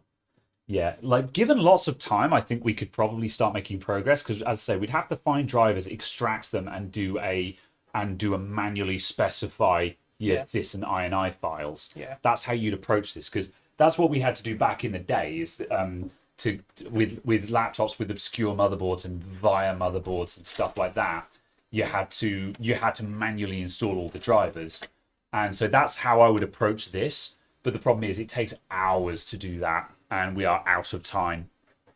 And somewhat out of interest. Yeah. Could be a lack of ACPI causing this. That as well, Postal. Yeah, you're right. Yeah. Intel dropped XP support with the 8 series chipsets. Yeah. Oh well. Yeah, I think we're at the end of the road with this for now. I will probably... I'm not going to ditch XP on this quite yet. I think offline, I'm going to spend a little bit of time messing around with this just to see, like, offline. Oh yeah, there's no standby. Yeah, offline, when I've got hours to put into this without being fussed, I'll just do it on lunch breaks and while I'm doing other stuff. I'll see if I can start making progress with this just for the lols. Yeah, it is now safe to turn off your computer. That's what it looks like on XP. I've Yeah. never seen it on XP. However, today, I think we're today it's a matter of no, we're done. So yeah, we've put in 3 hours on this. We've had a bit of a lot. At least we got to the desktop. I thought we weren't going to get that far. When we hit that blue screen, I was like, no, that's it, we're done. So I'm impressed we got as far as the desktop right now, to be honest. Absolutely. Yeah. No. That was somewhat more successful than was envisioned. Yeah. But less successful than was hoped. Yes. Yeah. A part of me now is sitting here thinking, going, I don't know what part of me thought it would be as simple as just install XP. But because XP could, on occasion, be that simple. Yeah, I guess. There were occasions where it was, but yeah, it's a case that no, it doesn't. And in a way, sometimes you kind of got to try these mad lad things just so you can see for yourself what you're up against. Yeah, exactly. So yeah. I think it's a case though that kind of having to go from the reverse and be like, here's .NET Framework 1, here's .NET Framework 2.5, here's .NET Framework 3. Yeah. And just kind of building that way around. Yeah. Arnold G just said .NET 3.5 plus, and yeah, I think you're right. Getting some .NET on there may also start helping things out. Although, as I say, for me, I think getting either 7-zip or WinRAR on there so we can actually extract drivers from the installer packages, I think that would be the best approach at this point, so we could start getting some functionality. If you're actually going to be doing it long term, the thing to do will be to use a different motherboard. Yeah, absolutely. I think at this point we've proven that this motherboard was a bad idea. Yeah, and also to use a disk that has the AHCI drivers in it. Yes. Yeah. So you can at least use AHCI. Yeah. Because if you're using it in any serious capacity, you'll want that. I'd probably pick out a motherboard that's still got a I'd probably pick out a motherboard that's still got IDE on it. Yeah. Just so I can actually or a floppy disk controller, just so I can put in a physical floppy disk for loading files off of, because as I say, with Windows XP you have to load the AHCI driver from a physical floppy disk. I know, or obviously or bake it in. Yeah, or bake it in. Yeah, because I've danced around that on so many things in the past, and just found that a physical floppy disk drive, not a USB one, not a SATA one, not a SCSI one, just an ATA floppy disk drive is the only thing that works. Yeah, and that was the major, obviously, move as well with Vista and stuff, was there being a standardized generic ACPI. No, AHCI. AHCI driver, just EIEIO. Just a generic one that would at least communicate with the device, and then you could install your fancy one inside Windows from the desktop. Yeah. Go for something with Ivy Bridge or older. Yeah. Well, I mentioned I've got an Ivy Bridge. What's Ivy Bridge? Is that second or? I can't remember. Yeah, Ivy Bridge is Ivy Bridge second or third gen? I've got second gen on the floor over there. Yeah. I just thought it'd be really funny to have this computer running XP. Yeah, exactly. It was a case of, because this was laying around unbuilt. Yeah. And it was a case of it would. I wanted to build this up into something anyway. If it had actually functioned. Yeah.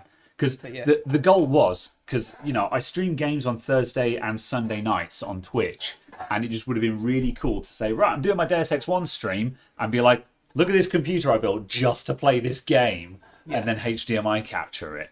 Yeah. That was the plan. Absolutely. So, But yeah. Sandy is second. Yeah, that's right. Yeah. But yeah. That's the one I was thinking. But obviously also just a case of kind of the option of building something that is more appropriate. Yeah. By period. Yeah. So, yeah. And also these Black Edition XP ones. Maybe. Those would probably work, but I feel like it's more fun to manually install stuff. Just so you know what's on there as well. I think also it'd be interesting to do a super speed video of it. Just record the entire thing. Could do. Yeah. And just stick it up at like 18x speed. Yeah. Ooh, maybe. The problem is, the reason why I would only do, this was fun to do on this show because this show has no serious direction. That's the point of it. We just mess around. Whereas if I actually made any kind of video, it would need to have an objective, and I wouldn't put a mainline video on my channel about Windows XP because I'm just like, I don't care, you know. And I can't put effort into something that I don't actually care about. Yeah. So yeah, more fun to mess around and say, right, we had two to 3 hours to try and make this work. We got that far. I'm going home now. I'm gonna go home, have some food, play Factorio. So Absolutely. Daryl S, just like my life. Oh no. Look, I care about you, Daryl. You came here to hang out with us, and that makes you important. So yeah. Windows 98 SE build? No. Absolutely not. Right. Someone would have to donate period appropriate hardware for that. Oh, even then, I don't want to. But I mean, I've got the old computer. I've got a Pentium 166 out back. I know that you keep saying you're going to do something. Yeah, and then I don't. Yeah. And I don't because I don't care and I can't be bothered. And I've lost interest and I'd rather play Factorio. So what we're saying is, goodbye. Thanks for coming. Epic 90s box, yeah. The Epic 90s box. I did one video on it and I was like, I'm going to go and buy hardware for this and come back to this. And then never did. But I think also that's because when I went away to buy hardware, I wanted to go and buy a Voodoo card. And Voodoo cards were like 40 or 50 pounds for a Voodoo accelerator card. And I'm like, I'm not spending money on this. What are you, nuts? So yeah. But yeah, it's Someone worth gave me the Voodoo one. That's true, actually. I've got the hard. I do need to come back to that because we've got the Voodoo card. Yeah. I'd completely forgotten about that. You're right. It's worth stuff. Yeah, I will come back to that. Will that will be the reprieve of this. The problem is I don't think will the Voodoo one run Deus Ex? Yeah, it will. Yeah, because I originally played Deus Ex on a Pentium 166 with a Voodoo 1 accelerator. That's how I first played the game. You're right there. I didn't mean to press the power button. Fair enough. Oh well. Right. I think we're dead. I think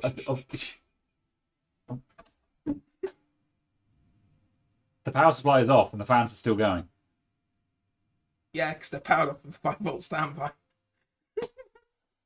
I think we're done, aren't we? It's time to end the stream. Absolutely. Thank you for everyone for coming in. How did we do today? We averaged 300 viewers across this, about 300, 350. The averaged viewers. Yeah. That is. Well, that it's is down to indeed. 300 now, and that's because everyone's leaving because the stream has died.